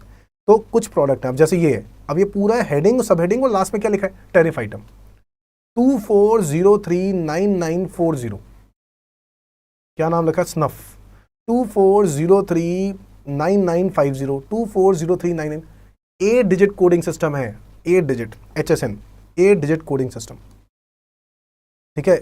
सिमिलरली सेंट्रल एक्साइज में भी होता था बच्चों, सेंट्रल एक्साइज में भी ऐसा ही होता था, और कस्टम्स एक्ट के अंदर भी ऐसा ही है, और अब जीएसटी के अंदर भी ऐसा ही है। तो मैंने आपको बोला पहले 2 डिजिट्स आर चैप्टर, फिर 2 डिजिट्स आर हेडिंग, तो अगले 2 डिजिट्स आर सब हेडिंग, अगले 2 digits are tariff item. Total 8 digits की क्लासिफिकेशन की जाती है, हम उसको HSN कोडिंग बोलते हैं, हार्मोनाइज्ड सिस्टम ऑफ नोमेनक्लेचर, जो कि internationally accepted product coding system है। लिखा है harmonised system of nomenclature is internationally accepted product coding system which was developed by world custom organisation, earlier known as custom cooperative council. याद रखना किसने बनाया, world custom organisation ने, जिसको पहले कस्टम कोऑपरेटिव काउंसिल कहा जाता था। This system was prepared to know the trade statistics all over the world. ये सिस्टम क्यों प्रिपेयर किया गया था, दिक्कत क्या थी, दिक्कत ये थी कि किसी प्रोडक्ट को, अगर मैं मान लो मैं पेन की बात करता हूँ, यूएस में इसको पेन ही बोलते हैं, बट जापान में इसकी लैंग्वेज डिफरेंट है, ठीक है। इसको पेन ना बोल के कुछ और बोलते होंगे, उसकी लैंग्वेज ही अलग है। ऐसे ही चाइना में कुछ और है, ठीक है। हर देश में इसको कुछ अलग अलग वर्ड से बोला जाता है। और अगर मैं ये जानना चाहता हूं कि इस पेन की कितनी ट्रेडिंग हुई है पूरे वर्ल्ड में, तो मैं नहीं पता लगा पाऊंगा, क्योंकि किसी में पेन बोला, कंफ्यूजन होगी। तो क्या कर दिया, पूरे वर्ल्ड में सब लोगों से बात करके, हर कंट्री से बात करके नंबरिंग रख दी, उसको बोलते हैं HSN कोडिंग रख दिया, हार्मोनाइज्ड सिस्टम ऑफ नोमेनक्लेचर, जो सबके साथ डिस्कस कर लिया, सबके साथ पूरे वर्ल्ड में जितनी भी कंट्रीज, ठीक है। अब सारी कंट्रीज का डिस्कस करके उन्होंने बोला HSN कोडिंग के थ्रू हम लोग सामान खरीदेंगे और बेचेंगे, ठीक है। अब वहां पर जो HSN कोडिंग होती है वो 6 डिजिट कोडिंग है। कितनी है, 6 डिजिट। हमारे देश में कितनी है, 8 डिजिट, ठीक है जी। हमारे देश में 8 डिजिट कोडिंग है, जबकि वर्ल्ड लेवल पर जो बनाया गया था, जो पहले शुरुआत की गई थी जिसकी, वो 6 डिजिट कोडिंग थी।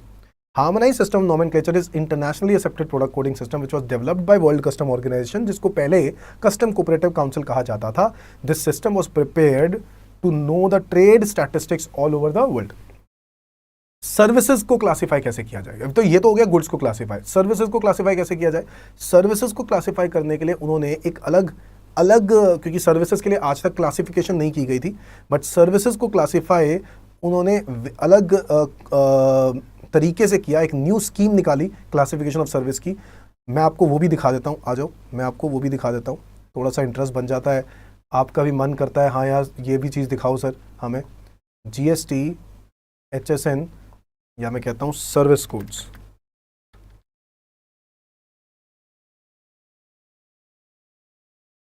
ये रहा,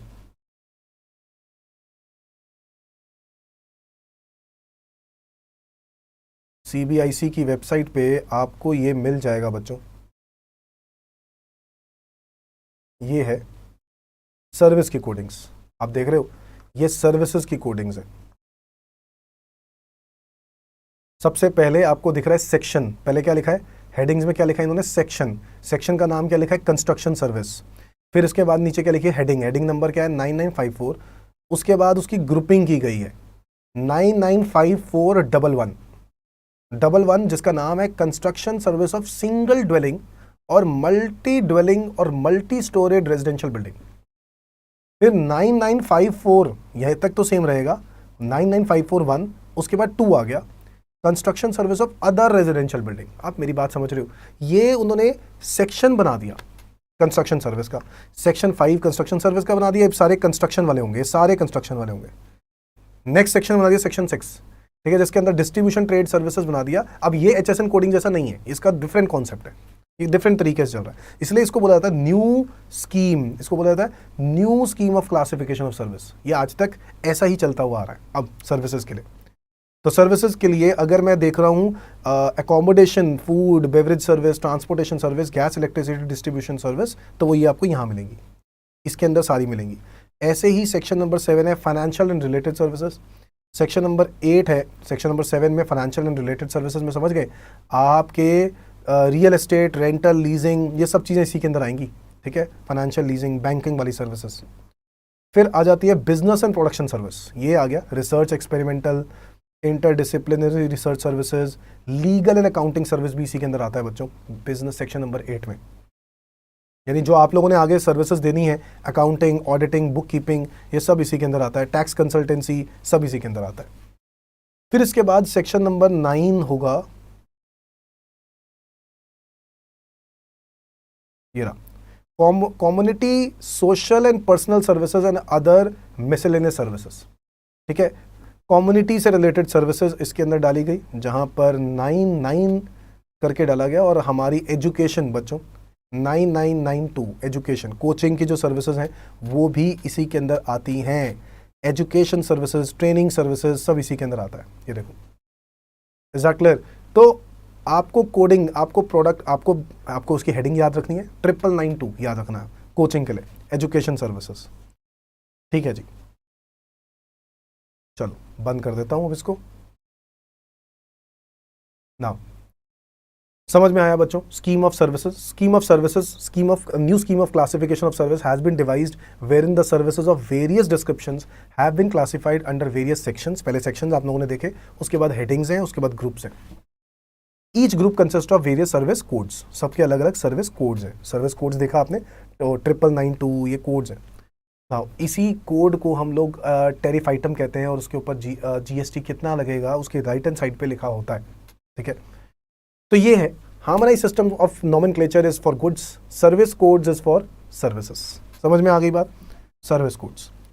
आगे बढ़ते हैं, कॉम्पोजिशन स्कीम।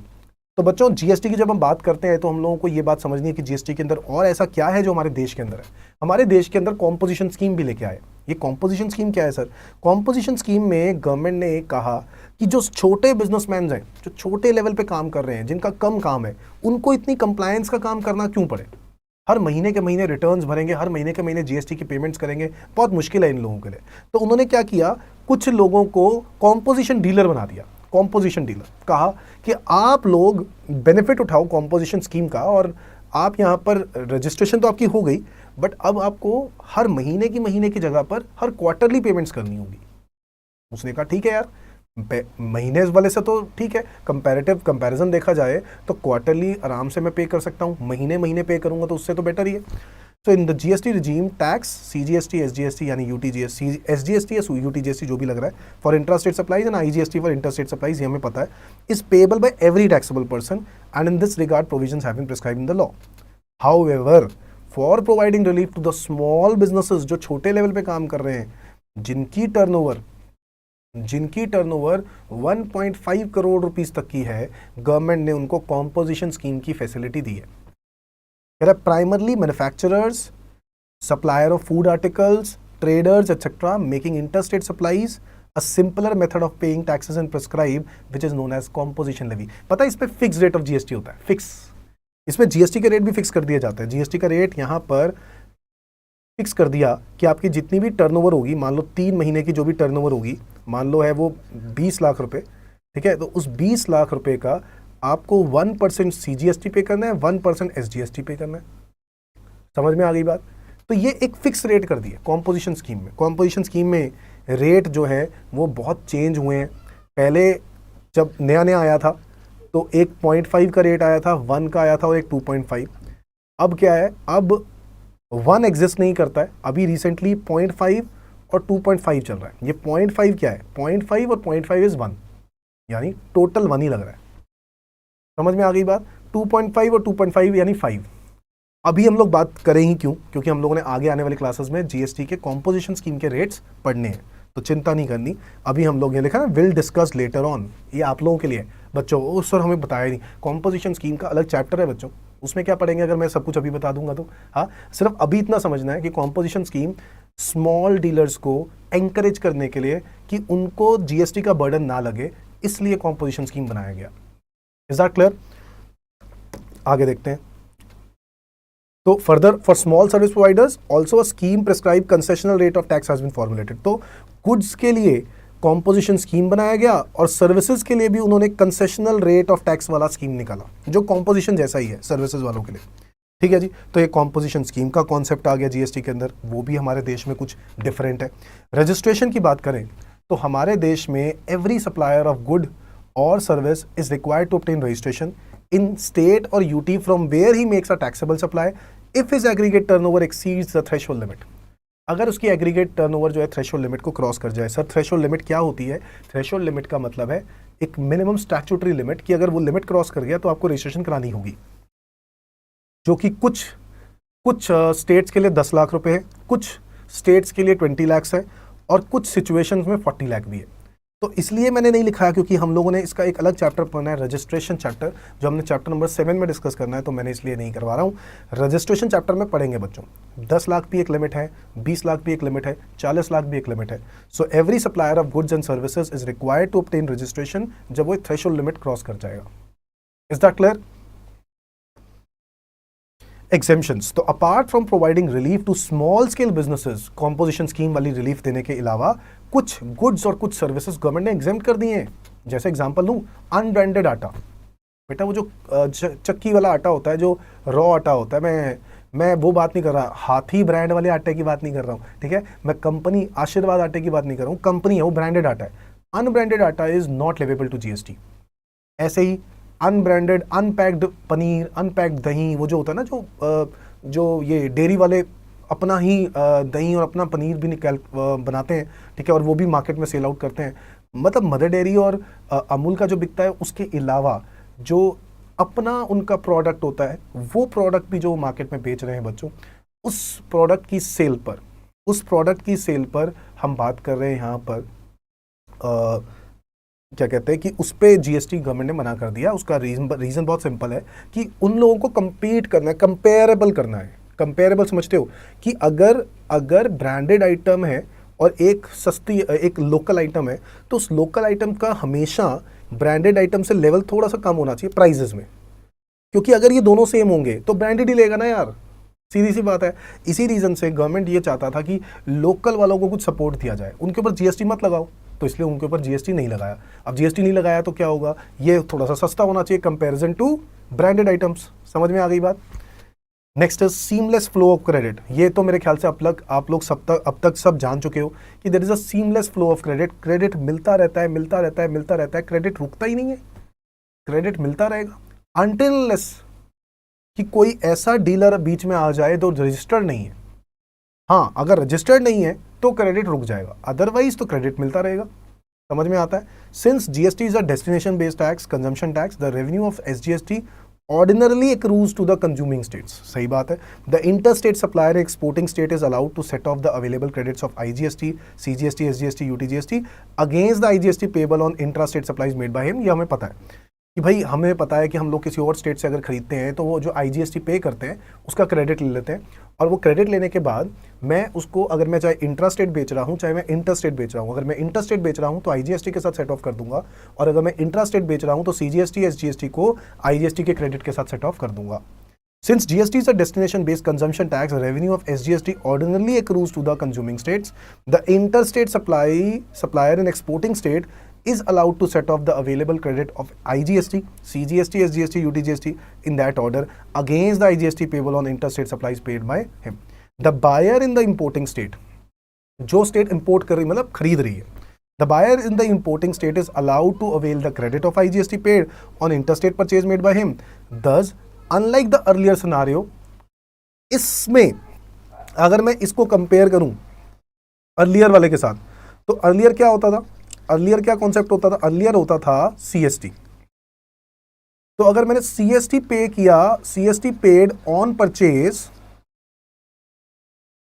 तो मैं उसका क्रेडिट नहीं ले पाता था, नो आईटीसी, और इसका क्रेडिट नहीं ले पाता था तो मेरी क्या बन जाती थी? कॉस्ट बन जाती थी, क्योंकि वो सीएसटी परचेज ऑन पेड को मैं वैट के साथ एडजस्ट नहीं कर पाता था, वैट या फिर सीएसटी जो भी हो। इंटरस्टेट आगे मैं परचेज सेल कर रहा हूं या इंट्रास्टेट सेल कर रहा हूं, फर्क नहीं पड़ता, दोनों ही केसेस में मैं किसी के साथ भी एडजस्ट नहीं कर पाता था। ये एक दिक्कत थी। कह रहा the buyer in the importing state now the buyer in the importing state is allowed to avail I credit of IGST which is paid on interstate purchase made by him.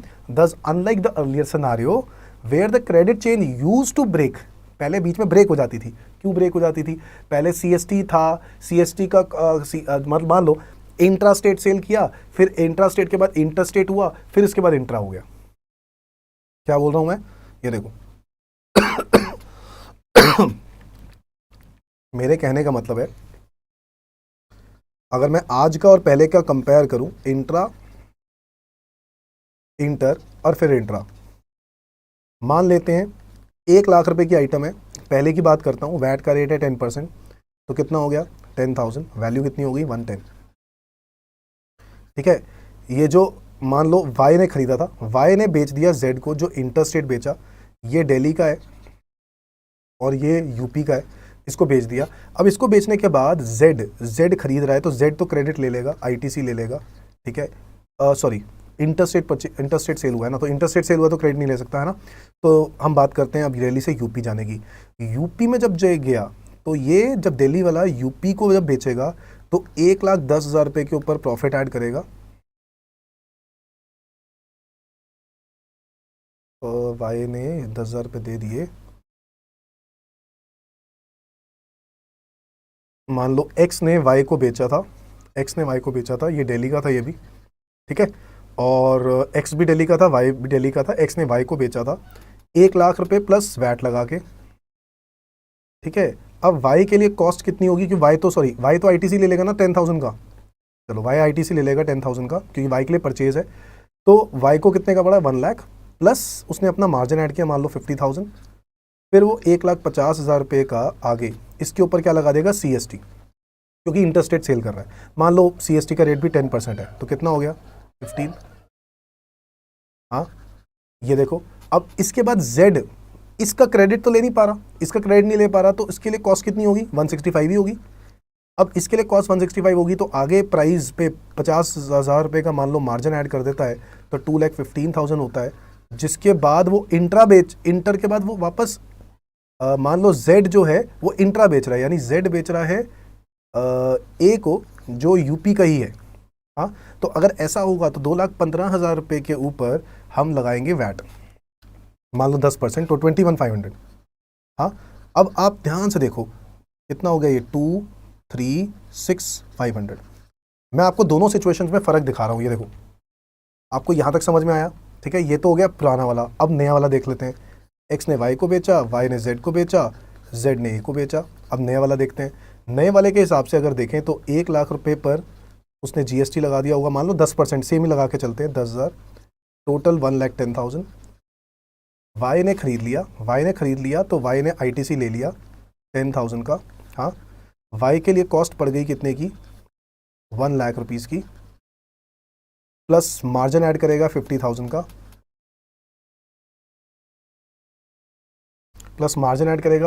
का, और प्राइस हो गया 150।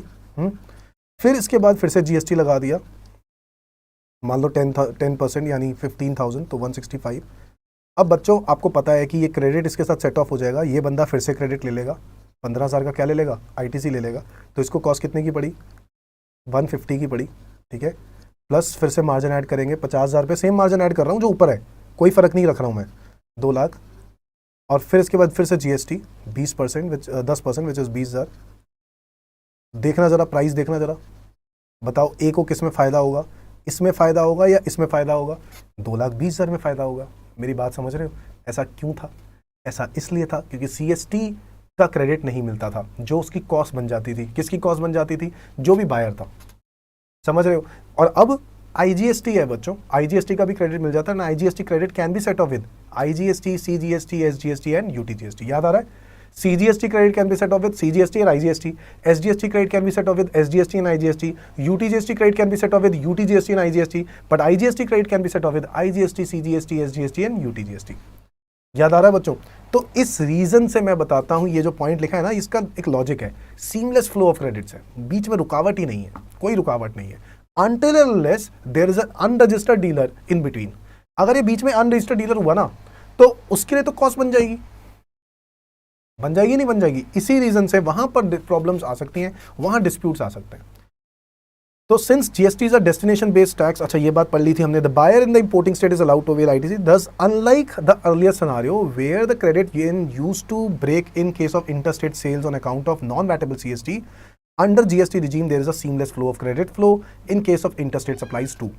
The revenue of interstate sale does not accrue to the exporting state, and the exporting state transfer to the center the credit of SGST, UTGST used in the payment of IGST. बेटा आपने देखा होगा वो IGST की जब हम settlement करते थे SGST के साथ, तो इसका मतलब क्या होता था कि वो जो गवर्नमेंट कलेक्शन IGST करके बैठी हुई है, सेंट्रल गवर्नमेंट कलेक्ट करके बैठी हुई है, वो किसका बनता है? स्टेट गवर्नमेंट का बनता है ना, क्योंकि IGST का क्रेडिट आपने स्टेट गवर्नमेंट के साथ एडजस्ट कर दिया। अगर आपने ऐसा किया तो स्टेट गवर्नमेंट सेंट्रल गवर्नमेंट से पैसा लेती है। बेटा आपने वो पिछला एग्जाम्पल देखा होगा जो मैंने कराया होगा, तो वो एग्जाम्पल भी देखा होगा। इसके अलावा the centre transfers to the importing state the credit of IGST use in the payment of SGST। ये उल्टा बोल दिया, तो बात एक ही है। मतलब वो यही कहना चाहते हैं कि जब हम लोग एडजस्टमेंट करते हैं, मैं आपको एक ये वाला क्वेश्चन जो है इसको एक बार देखो फिर से। ये वाला क्वेश्चन वैसे घर पे करना था, आई होप आप लोगों ने कर लिया होगा, बट मैं फिर भी करा रहा हूँ। इसका रीज़न है, मैं चाहता हूँ कि आप लोगों को अच्छे से ये बात, कॉन्सेप्ट अच्छे से याद हो।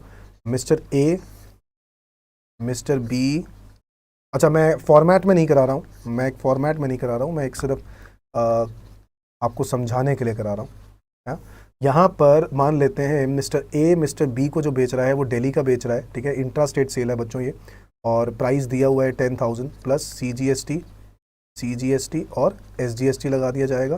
ठीक है, रेट का SGST का रेट मान के चलते हैं, CGST का रेट है 9% और SGST का रेट भी 9%। ठीक है, तो 900, हाँ टोटल हो गया 11,800। अब ये 11,800 बी जो है ए को देगा, और ए सेंट्रल गवर्नमेंट को दे देगा 900 और स्टेट गवर्नमेंट को भी दे देगा 900। बी ले लेगा क्रेडिट कितने का? 900 CGST और 900 SGST का। ठीक है, अब बी को कॉस्ट कितनी पड़ी? बी की कॉस्ट पड़ी 10,000 रुपये। बी अपना मार्जिन ऐड करेगा, 20% मार्जिन इज 2,000 रुपीज़, वैल्यू बन गई 12,000, और फिर CGST SGST लगा देगा, CGST और SGST। CGST 12,000 रुपये यानी 12,000 पे लग गया, 9% इज 1080, और SGST लग गया 1080, टोटल हो गया 14,160। ठीक है, अब इस 14,160 जो हम लोगों ने निकाला, इस 14,160 जो सी बी को देगा, आउटपुट टैक्स की बात करें तो बी ने आउटपुट टैक्स कितना कलेक्ट किया, 1080 और 1080। अब ये 1080 इसके साथ एडजस्ट कर देंगे। अच्छा सॉरी, एक और दिक्कत है, ये तो मेरे ख्याल से इंटरस्टेट सेल है ना, बी ने सी को जो बेचा है, बी ने सी को जो बेचा है, हाँ इंटरस्टेट है, सॉरी, यहाँ पे लगेगा आईजीएसटी, आईजीएसटी तो ये लगेगा 2160, ठीक है, ये प्राइस सेम ही आएगा 2160, आईजीएसटी लगेगा, आउटपुट टैक्स 2160। अब जब हम लोगों ने ये किया, आउटपुट टैक्स आईजीएसटी का है, यानी हमने सेंट्रल गवर्नमेंट को देना है, सेंट्रल गवर्नमेंट को हम लोग क्या कर रहे हैं, हम सीजीएसटी भी एडजस्ट कर रहे हैं, एसजीएसटी भी एडजस्ट करके, और सेंट्रल गवर्नमेंट को कितना दे रहे हैं, 360। अब यहाँ सेंट्रल गवर्नमेंट को गुस्सा नहीं आएगा, बट नहीं आएगा, क्यों नहीं आएगा, क्योंकि सेंट्रल गवर्नमेंट का जो भी पैसा बनता है वो किसके पास पड़ा हुआ है,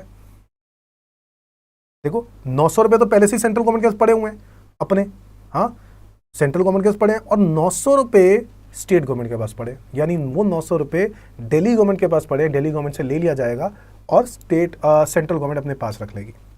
ये बात अगर आपको याद आ रहा हो, मैंने एक एग्जाम्पल के साथ आपको करवाया था,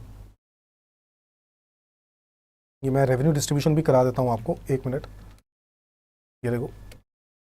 अब ये फाइनली जब मैं यहाँ पर दिल्ली, सेंट्रल गवर्नमेंट, और यहाँ पे मैं बात करता हूँ किसकी, हरियाणा गवर्नमेंट की, हाँ यहाँ पर ए ने जब बी को बेचा तो 900 रुपये सेंट्रल गवर्नमेंट को, 900 रुपये दिल्ली गवर्नमेंट को मिल गए। बट आगे जब बी ने सी को बेचा, बी ने सी को बेचा, तो अब ये हमें पता चल गया था कि आईजीएसटी मिलना चाहिए, और आईजीएसटी सेंट्रल गवर्नमेंट को 360 मिल रहा है, 360, मतलब बिल में पता है कितना लिखा है, बिल में तो यही लिखा है 2160, यानी 14160 यही बिल होगा, बट एक्चुअल में सेंट्रल गवर्नमेंट के पास पहुंच कितना रहा है, 360। तो सेंट्रल गवर्नमेंट ने कहा मेरे 900 रुपये किसके पास हैं, सर दिल्ली गवर्नमेंट के पास हैं, सर दिल्ली गवर्नमेंट को तो मिलना ही नहीं चाहिए ना, सर क्यों दिल्ली गवर्नमेंट को क्यों नहीं मिलना चाहिए, अरे दिल्ली गवर्नमेंट को क्यों मिलेगा, क्योंकि वो रेवेन्यू तो अब कहां जा रहा है,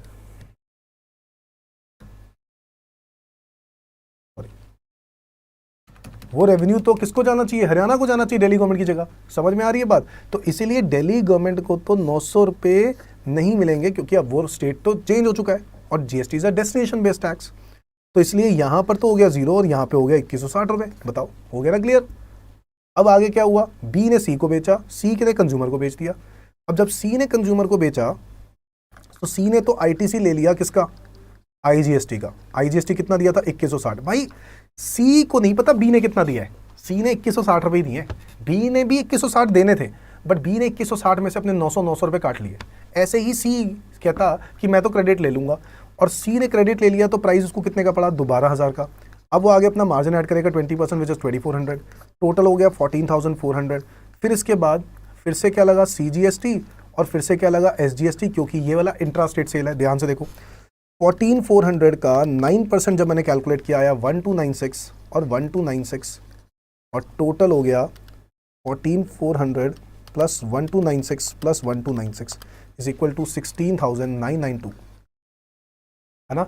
ये जो 16,992 है, कंज्यूमर ने सी को दिया है 16,992, और मैंने आउटपुट टैक्स की, जब मैं यहाँ बात लिख लूँगा आउटपुट टैक्स की, मुझे पे करना है सेंट्रल गवर्नमेंट को 1296 और स्टेट गवर्नमेंट को 1296। तो सेंट्रल गवर्नमेंट को दिया मैंने बाबा जी का ठुल्लू। क्यों सेंट्रल गवर्नमेंट को मैंने कुछ नहीं दिया, क्यों नहीं दिया, क्योंकि IGST credit can be set of with IGST, CGST, SGST. तो मैंने सीजीएसटी के साथ एडजस्ट कर दिया, तो मैंने इसको एडजस्ट कर दिया, तो हो गया जीरो। यहाँ पर 2160 में से 1296 मैंने खत्म कर दिया, 2160 में से 1296 खत्म कर लिया, 864 और काट दूंगा 1296 में से। बताओ तो कितने रह गए, 432 रुपए। यानी स्टेट गवर्नमेंट को कितने रुपए दे रहे हैं, 432। स्टेट गवर्नमेंट खुश हो जाएगी क्या, स्टेट गवर्नमेंट ये ले, स्टेट गवर्नमेंट ये ले, 432 तेरे बनते। हरियाणा ने कहा अरे बिल पे तो 1296 लिखा है, मेरे बाकी के पैसे कौन देगा, बाकी के पैसे सेंट्रल गवर्नमेंट के पास हैं। सर कैसे, या काटे नहीं थे क्या यहाँ पर, आपने कितना अमाउंट काटा यहाँ पर, 864, ये काटा नहीं काटा यहाँ पर 864। आपने सेंट्रल गवर्नमेंट, स्टेट गवर्नमेंट का 1296 बनता था हरियाणा का, बट उसको दिया कितना, 432। क्यों, क्योंकि उस डीलर ने कहा कि मैंने ऑलरेडी सेंट्रल गवर्नमेंट को 2160 दिए हुए हैं, और 2160 में से 1296 तो ये काट लिए, और बाकी के 864 यहाँ काट लिए। तो 1296 यहाँ काट लिए और 864 यहाँ काट लिए। इधर तो हो गया जीरो और इधर बैलेंस बचा 432। समझ में आ गई बात। तो इसी रीजन से स्टेट गवर्नमेंट को 432 ही मिलने चाहिए, बट स्टेट गवर्नमेंट ने कहा मेरे को तो पूरे चाहिए। इसका मतलब बाकी के पैसे इसके पास पड़े सेंट्रल गवर्नमेंट के पास, तो 864 इनसे ले लेंगे और इनको दे देंगे, तो ये बन गया 1296 और ये भी बन गया 1296। बताओ बात समझ में आती है या ऊपर से जाती है? हाँ समझ में आती है। चलो बहुत ही अच्छे बच्चों, ये लॉजिक है जो इस पॉइंट के अंदर बताया गया है। ये जो पॉइंट है सीमलेस फ्लो ऑफ क्रेडिट्स का, ठीक है, ये जो लास्ट में लिखा ना, revenue of interstate sale does not accrue to the exporting state, सही बात है। एक्सपोर्टिंग स्टेट को थोड़ी ना मिलना है, वो तो एक्सपोर्टिंग स्टेट किसको दे देगी? अगर तो अगर तो इस वो है इंटरस्टेट सेल है तो सेंट्रल गवर्नमेंट को दे देगी, और अगर वो इंट्रास्टेट सेल है तो उन्हीं को ही मिलना था। बट ये इंटरस्टेट सेल की बात हो रही है, the revenue of interstate sale, तो वो तो स्टेट गवर्नमेंट को मिलना ही नहीं चाहिए ना। हाँ उस स्टेट को जरूर मिलना चाहिए जिस स्टेट में फाइनली कंज्यूम हो गया। यानी अगर ये आखिरी जो ट्रांजैक्शन है ना, ये वाली सी टू कंज्यूमर वाली, ये भी इंटरस्टेट होती तो यहाँ आईजीएसटी लगता। आईजीएसटी का क्रेडिट आईजीएसटी का सेट ऑफ कर देता, जो आईजीएसटी होता वो मैं बांट दे देता। तो आईजीएसटी सारा का सारा आईजीएसटी होता है। यहाँ पे लिखा होता 21 जो भी टोटल है, जो भी इनका टोटल है वो यहाँ पे लिखा होता है आईजीएसटी। सेंट्रल यहाँ पे कुछ आता ही नहीं। बट हरियाणा को तो फिर भी कुछ चाहिए, क्योंकि हरियाणा के पास गया वो गुड, तो इसलिए वो अमाउंट जो सेंट्रल गवर्नमेंट आईजीएसटी के नाम से कलेक्ट करेगी वो तो सेंट्रल गवर्नमेंट ने देना ही है। आधा अपने पास रखना है, आधा स्टेट गवर्नमेंट को देना है, ये बात तो है ही है। इज दैट क्लियर बच्चों? तो आज हम लोग इतना ही करते हैं। आज हम लोगों ने काफ़ी कुछ कॉन्सेप्ट्स किए हैं, काफ़ी कुछ बातें डिस्कस की हैं, तो आज हम इसको यहीं पे क्लोज करते हैं बच्चों। और आज की जो क्लास हम लोगों ने डिस्कस करी, इसमें हमने लेजिस्लेटिव फ्रेमवर्क, ये फ्रेमवर्क की बात की हमने मोस्टली। और चलो एक काम करते हैं, फ्रेमवर्क को खत्म कर ही देते हैं। फ्रेमवर्क छोटा सा ही है, फ्रेमवर्क को खत्म कर ही देते हैं। टैक्सेस सब्ज्यूम पड़ा था ना आज, फ्रेमवर्क को खत्म कर देते हैं। बस लास्ट रह गया मेरे ख्याल से 12th पॉइंट पे हैं हम, 12th पॉइंट तक ही हमें करना है, और हम 8 तो कर ही चुके हैं। हाँ खत्म करते हैं। जीएसटी कॉमन पोर्टल क्या होता है sir? Sir GST common portal है जीएसटी की वेबसाइट। इस वेबसाइट का नाम है www.gst.gov.in। ये वेबसाइट ना जीएसटी की वेबसाइट है जो ऑल ओवर इंडिया चलती है, इंडिया की। .in का मतलब पता है ना, .इंडिया, ये इंडिया की वेबसाइट है, ठीक है। पूरे इंडिया में कहीं पे भी खोल लो। क्या होता था पहले की बात करें वैट लॉज में, तो पहले वैट के लिए हर स्टेट का ये जो वैट का था, डी वैट के लिए, दिल्ली वैट के लिए अलग वेबसाइट होती थी, हरियाणा वैट के लिए अलग वेबसाइट होती थी, यूपी वैट के लिए अलग, पंजाब वैट के लिए अलग, राजस्थान वैट के लिए अलग, महाराष्ट्र वैट के लिए अलग। क्या होता था हर एक जगह पे अलग अलग वैट रेट थे, अलग अलग तरीके थे, ठीक है। और वो स्टेट गवर्नमेंट का लॉ होता था ना, इसी रीजन से। बट जीएसटी क्या कर दिया, एक ही बना दिया, इसलिए इसको बोला गया common portal, common portal all over India. Before GST, since the central and states indirect tax administrations works under different laws, regulations, procedures and formats, their IT infrastructure and systems were also independent of each other. हर जो चीज़ थी ना वो independent थी, अलग अलग थी। Integrating them for a GST implementation was a complex, since it requiring integrating the entire indirect tax ecosystem so as to bring all the tax administration, central, state and UTs to the same level of the IT maturity with uniform formats and interfaces for taxpayers and other external stakeholders। सारे देश भर में जितने भी GST का काम, जो भी गुड्स सर्विसेज बेच रहे हैं, काम कर रहे हैं, डीलर्स हैं, तो उन सबको कोई प्रॉब्लम ना आए, इसलिए उन्होंने एक ही पोर्टल कर दिया, which is GST portal. www.gst.gov.in ये वेबसाइट का नाम है। समझ में आ गई बात? अब जीएसटी में और क्या जो है आपको ध्यान रखना है, इस जीएसटी इस वेबसाइट के साथ साथ आपको एक और वेबसाइट मिलती है, ये ई-वे बिल की, www.ewaybillgst.gov.in। ये वेबसाइट जो होती है ना, ये ई-वे बिल, यानी अगर आप एक स्टेट से दूसरे स्टेट में गुड्स को ट्रांसपोर्ट करते हो ट्रक्स के थ्रू या किसी भी कैरियर के थ्रू, तो ऐसे केस में आपको एक ई-वे बिल फाइल करना पड़ता है बच्चों। वो ई-वे बिल जो होता है ना, वो इस वेबसाइट के थ्रू होता है। वो दोनों काम अलग अलग हैं। जीएसटी की रजिस्ट्रेशन, जीएसटी की पेमेंट्स करना, जीएसटी से रिलेटेड हर तरह का प्रोसीजर इसी के अंदर है। सिर्फ ई-वे बिल के लिए एक अलग वेबसाइट है, बाकी सारा का सारा, इसलिए कॉमन पोर्टल इसको बोला जाता है। समझ में आ गई बात? ठीक है। अच्छा एक और बात यहाँ पर आप नोट करो, जो याद करने वाली बातें हैं। Resultantly a common GST electronic portal, यहाँ से कॉमन जीएसटी इलेक्ट्रॉनिक पोर्टल, ये website, a website which is managed by GSTN, goods and service tax network बोलते हैं इसको। GSTN एक ऐसी company which is incorporated under the provisions of section 8 of the companies act. वो जो NPO companies होती हैं बच्चों, एनपीओ ऑर्गेनाइजेशंस होती हैं, वो कौन से कंपनीज एक्ट के सेक्शन से लागू होती हैं? Section number 8 of the companies act 2013। तो याद रखना है कि ये जो जीएसटीएन की जो वेबसाइट है, ये गुड्स एंड सर्विस टैक्स की जो वेबसाइट है, इस वेबसाइट को मैनेज कौन करता है, बनाता कौन है, कौन सब कुछ मैनेज कर रहा है? जीएसटीएन मैनेज कर रहा है। ये एक ऐसी कंपनी है which is incorporated under section 8 of the companies act. Is set up by the government to establish a uniform interface for a tax payer and a common and shared infrastructure between centre and states. सारे central government, सारी state government एक common infrastructure share कर रही हैं, एक ही चीज़ use कर रही हैं, विच इज़ जीएसटी की वेबसाइट। समझ में आ गया? इससे क्या होगा? कॉस्ट सबकी कम हो गई, स्टेट गवर्नमेंट को भी अलग अलग वेबसाइट बनाने की कोई ज़रूरत नहीं है, तो ये उनको बेनिफिट मिल जाता है। ठीक है। इनफैक्ट जितने भी जो टैक्स कंसल्टेंट्स हैं, जो टैक्स जमा कराते हैं अपने डीलर्स का, अपनी जो भी डीलर्स हैं उनका टैक्स जमा करा रहे हैं, या उनके लिए कोई टैक्स कंसल्टेंसी दे रहे हैं रिलेटेड टू जीएसटी, उनके लिए भी आसान हो जाता है, क्योंकि उन सबको एक्सेसिबल होता है एक टैक्स पेयर को, इनफैक्ट टैक्स कंसल्टेंट्स को, उसी पर्टिकुलर पोर्टल पे आके अपने आप को रजिस्टर्ड करने का। तो एक ही जगह पे सबको रजिस्ट्रेशन करानी है, एक ही जगह पे सब कुछ है। समझ में आया? यानी टैक्स कंसल्टेंट्स के लिए भी वही पोर्टल है, एक टैक्स पेयर्स के लिए भी वही पोर्टल है, सेंट्रल गवर्नमेंट के लिए भी वही पोर्टल है, स्टेट गवर्नमेंट के लिए भी वही पोर्टल है, हर पर्सन के लिए इंडिया के अंदर वही पोर्टल है। कह रहा common GST system provides a linkage to all state UT commercial tax department, central tax authorities, tax payers, banks and other stake holders. The ecosystem consists of all stakeholders starting from the taxpayer to tax professional to tax officials to GST portals to banks to accounting authorities। कह रहा सबके लिए convenient हो गया, सबके लिए बेनिफिटेबल हो गया, टैक्स पेयर्स के लिए, टैक्स प्रोफेशनल्स के लिए, टैक्स ऑफिशियल्स के लिए, ऑफिशियल्स हो गया टैक्स डिपार्टमेंट, बैंक्स के लिए, अकाउंटिंग अथॉरिटीज के लिए, सबके लिए। ठीक है। वो ये कह रहा है कि क्या क्या चीज़ें इस जीएसटीएन के क्या फंक्शंस होते हैं। ठीक है। इसके अंदर जीएसटीएन के फंक्शंस लिखे, वो मैंने यहाँ पर भी लिख दिए, द फंक्शंस ऑफ जीएसटीएन। ठीक है ना। What are the functions of GSTN? GSTN को क्या काम दिए गए हैं? Creation of common and shared IT infrastructure, एक ऐसा इंफ्रास्ट्रक्चर क्रिएट करना जो सेंट्रल और स्टेट दोनों के लिए कॉमन हो। Number 2, filing of registration application. ठीक है। जो भी रजिस्ट्रेशन होगी उसको फाइल अप करना, उसको अटेंड करना, इतना आसान कर देना कि जो भी रजिस्ट्रेशन फॉर्म कर रहा है भर रहा है उसके लिए कोई मुश्किलात ना हो। रिटर्न्स फाइल करना, creation of challan for tax payments, जो भी चलान बनेंगी सब चलान इन्हीं के पास जाएगा, यही इनका काम है। इनको दिया गया है कि ये वेबसाइट इस तरीके से मैनेज करेगी, चलान ऑटोमेटिकली क्रिएट होगा। कौन सा चलान? पेमेंट का चलान। अगर मुझे आज जीएसटी जमा कराना है, तो मुझे आज कुछ जीएसटी जमा कराना है, तो उसके लिए एक चलान क्रिएट करना पड़ता है बच्चों। वेबसाइट पर चलान क्रिएट करना पड़ता है, और उस वेबसाइट से जो चलान क्रिएट करेंगे उससे टैक्स पे करेंगे। तो creation of challan for tax payment.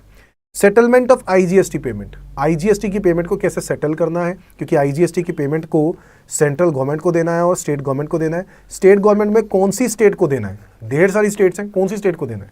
ये सब चीज़ों को ध्यान रखना किसका काम है? जीएसटीएन का काम है। Generation of business intelligence and analytics, कुछ ऐसे एनालिसिस बनाया जाए जिससे जो बिजनेसमैन है अपनी एनालिसिस करे कि हाँ, मेरा पिछले साल इतनी कलेक्शन हुई थी, इतना मेरी सेल हुई थी, इस पर मैंने इतना जीएसटी पे किया, इस बार मेरा इतना कलेक्शन बनती, उनकी सेल्स पूरी एक साथ एक जगह पे आ जाए।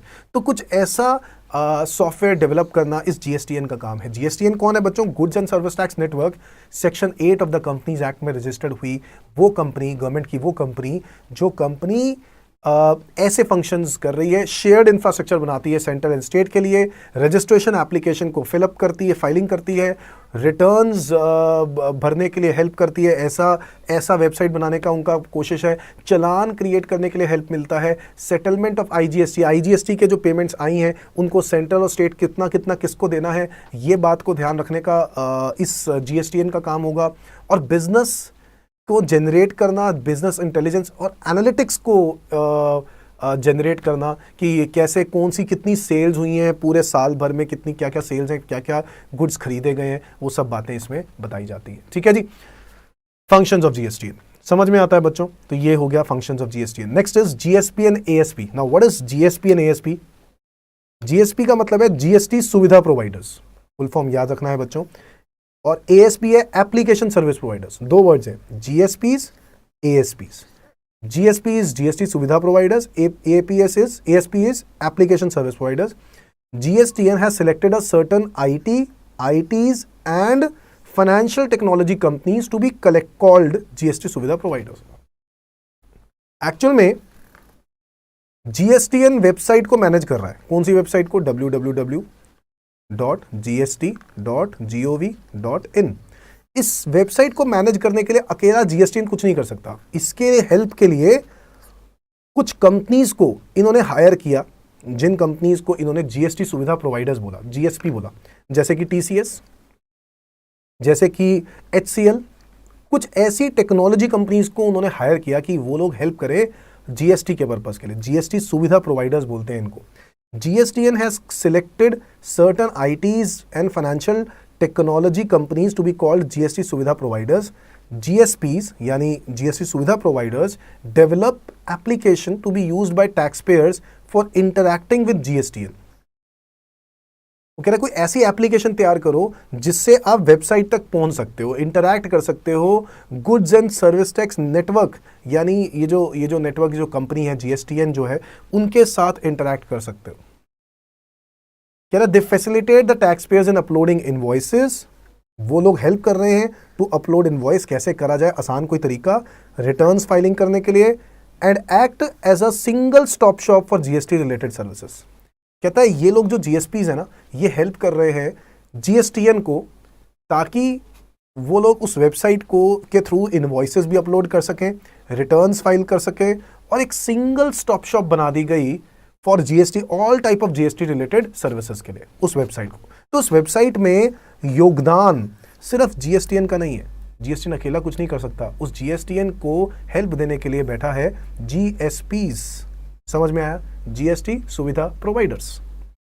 तो TCS जैसी कंपनीज जो है वो वाकई में हेल्प कर रही हैं इस वक्त as a GSP to GSTN to manage the website. ठीक है जी। Now what is application service providers? Now GSPs may take help of ASPs। अब ये क्या चीज़ है सर GSP भी ASP की हेल्प ले रहे हैं। देखो बहुत बड़ी चेन है। हाँ, ASP हो गए छोटे मोटे लोग, चाहे छोटे लेवल पे बहुत काम करते हैं, ऐप बनाते हैं ऐप। हम लोग जो है ना, देखो IT की जो सेक्टर है ना, हम लोग कई तरह की कंपनीज हैं। एक होती है छोटे मोटे ऐप्स बनाने वाली कंपनीज, एक होती हैं ऐप्स के ऊपर टेक्नोलॉजी बेस्ड कंपनीज जो ऐप के ऊपर काम करती है। वो ऐप का नहीं काम करती, वो टेक्नोलॉजी वाली कंपनीज है। हाँ, एक होती है ऐप वाली कंपनी, ऐप क्रिएट करती है। तो एक होती है application service providers, ASPs। Now ASPs क्या है? ये ऐप क्रिएट करते हैं। GSP may take help of ASPs who act as a link between taxpayers and GSPs। तो वो एक ऐसी ऐप बनाते हैं ताकि टैक्स पेयर्स GSP की जो है उनको कनेक्ट कर सकें। हाँ, GSP जो बनाना चाहता है, GSP अपलोडिंग इनवॉइस अपलोड करना आसान करना चाहता है, तो वो जो भी करना चाहता है GSP, हाँ, उस वेबसाइट के अंदर, उसके लिए वो एक ऐप बना रहा है। जी हाँ, GST का इनवॉइसेस अपलोड करना, रिटर्न्स अपलोड करना, अब आज के टाइम पे आप ऐप के थ्रू भी कर सकते हो। तो वो हेल्प कौन कर रहा है? Application service providers. तो ये कॉन्स्टेंटली कंसिस्टेंटली कुछ ना कुछ क्रिएटिविटी, इनोवेटिविटी डालते रहते हैं और बताते रहते हैं गवर्नमेंट को कि हम लोगों ने कुछ ये ऐप बनाई है, इसको बोलते हैं एप्लीकेशन सर्विस प्रोवाइडर्स। तो बताओ, मैंने 2-3 नाम लिए अभी। GSTN, goods and service tax network, ये एक कंपनी है जो section 8 of the companies act में रजिस्टर्ड है और ये वेबसाइट को मैनेज करती है। ये जो कंपनी है ये अकेला कुछ नहीं कर सकती, ये हेल्प लेती है GST सुविधा प्रोवाइडर्स की। ये जो GST सुविधा प्रोवाइडर्स हैं, ये TCS जैसी कंपनीज हैं जो बिग शॉट कंपनीज हैं। वो कंपनी IT में सबसे एक्सपर्ट कंपनीज हैं। वो कंपनी से हेल्प ली जाती है कि आप वेबसाइट को जैसे होता है ना, जो उसके अंदर बहुत सारी चीज़ों को मैनेज करना है, इम्प्रूव करना है, वो इम्प्रूवमेंट आप बताओ। तो GSPs जो है बहुत बड़ी कंपनी है, ठीक है, वो ये लोग बड़े लेवल पे तो देखते ही हैं, पर छोटी छोटी कुछ ऐसी बातें होती हैं जिनका लिंक बनाना है, कस्टमर कैसे डायरेक्ट पहुंच सकता है हमारी इस वेबसाइट पर, उसके लिए वो एक ऐप का लिंक बनाती है कि वेबसाइट और ये है टैक्स पेयर। इस टैक्स पेयर को वेबसाइट का ना पता चले तो एक ऐप ऐसी हो जिसके अंदर वो ऐप के अंदर जो भी काम कर रहा हो वो वेबसाइट का सारा मतलब एक कॉपी है। हाँ, तो मोबाइल के अंदर ऐप्स चलती हैं, तो आज के टाइम पे सब लोग मोबाइल यूज़ करते हैं, ठीक ठीक है। तो जीएसपी हेल्प लेता है किससे, एएसपी की, एप्लीकेशन सर्विस प्रोवाइडर से। That's it. Next is 11th point, compensation cess. बच्चों देखो एक और सेस, एक और टैक्स की बात कर रहे हैं। अगर हम लोगों ने याद करा हो, अगर आपको याद हो, सेंट्रल और स्टेट सरचार्ज के जो सेस हैं, जो सेंट्रल सेस और स्टेट सेस हम लोगों ने पढ़े थे, वो सब सब्ज्यूम्ड हो गए, जीएसटी खत्म, वो वाला खत्म हो गया। बट एक कॉम्पेंसेशन सेस रखा गया जो जीएसटी के साथ है आया, और उन्होंने बोला कि स्टेट गवर्नमेंट ने बोला कि सर, सेंट्रल गवर्नमेंट को कि सर हमें तो नुकसान हो सकता है, क्योंकि वैट में तो हमारी अच्छी खासी कलेक्शन थी, सारा रेवेन्यू हमें मिलता था, और जीएसटी में तो हमारी रेवेन्यू वैसे ही डिस्ट्रीब्यूट हो रही है, तो हमें तो कम नुकसान हो सकता है। तो ये बात सेंट्रल गवर्नमेंट ने कहा, हाँ हो सकता है, बिल्कुल हो सकता है। तो वो कहते हैं ना, कुछ पाने के लिए कुछ खोना पड़ता है। सेंट्रल गवर्नमेंट ने क्लियरली बोला कि आपको नुकसान हो सकता है, घबराने की क्या जरूरत है इसमें, नुकसान हो गया तो हो गया। स्टेट गवर्नमेंट ने कहा सर ऐसे कैसे, हमारे फिक्स इंफ्रास्ट्रक्चर, फिक्स खर्चे हैं। तो स्टेट गवर्नमेंट ने बोला ठीक है सर, कुछ ऐसा टैक्स अलाउ करो कि हम लोग कुछ ऐसे प्रोडक्ट्स पर, नेगेटिव आइटम्स पे लगाएं, और हमारा वही टैक्स इकट्ठा हो जाए जो पहले था। समझ रहे हो, मतलब कि पुराने टैक्स से मान लो वैट से हमारी कलेक्शन करीब 1000 करोड़ की है, एक स्टेट की बात करता हूं, 1000 करोड़ की है, और जीएसटी से मेरी कलेक्शन हो रही है 850 करोड़ की, 150 करोड़ का नुकसान हुआ 150 करोड़ का।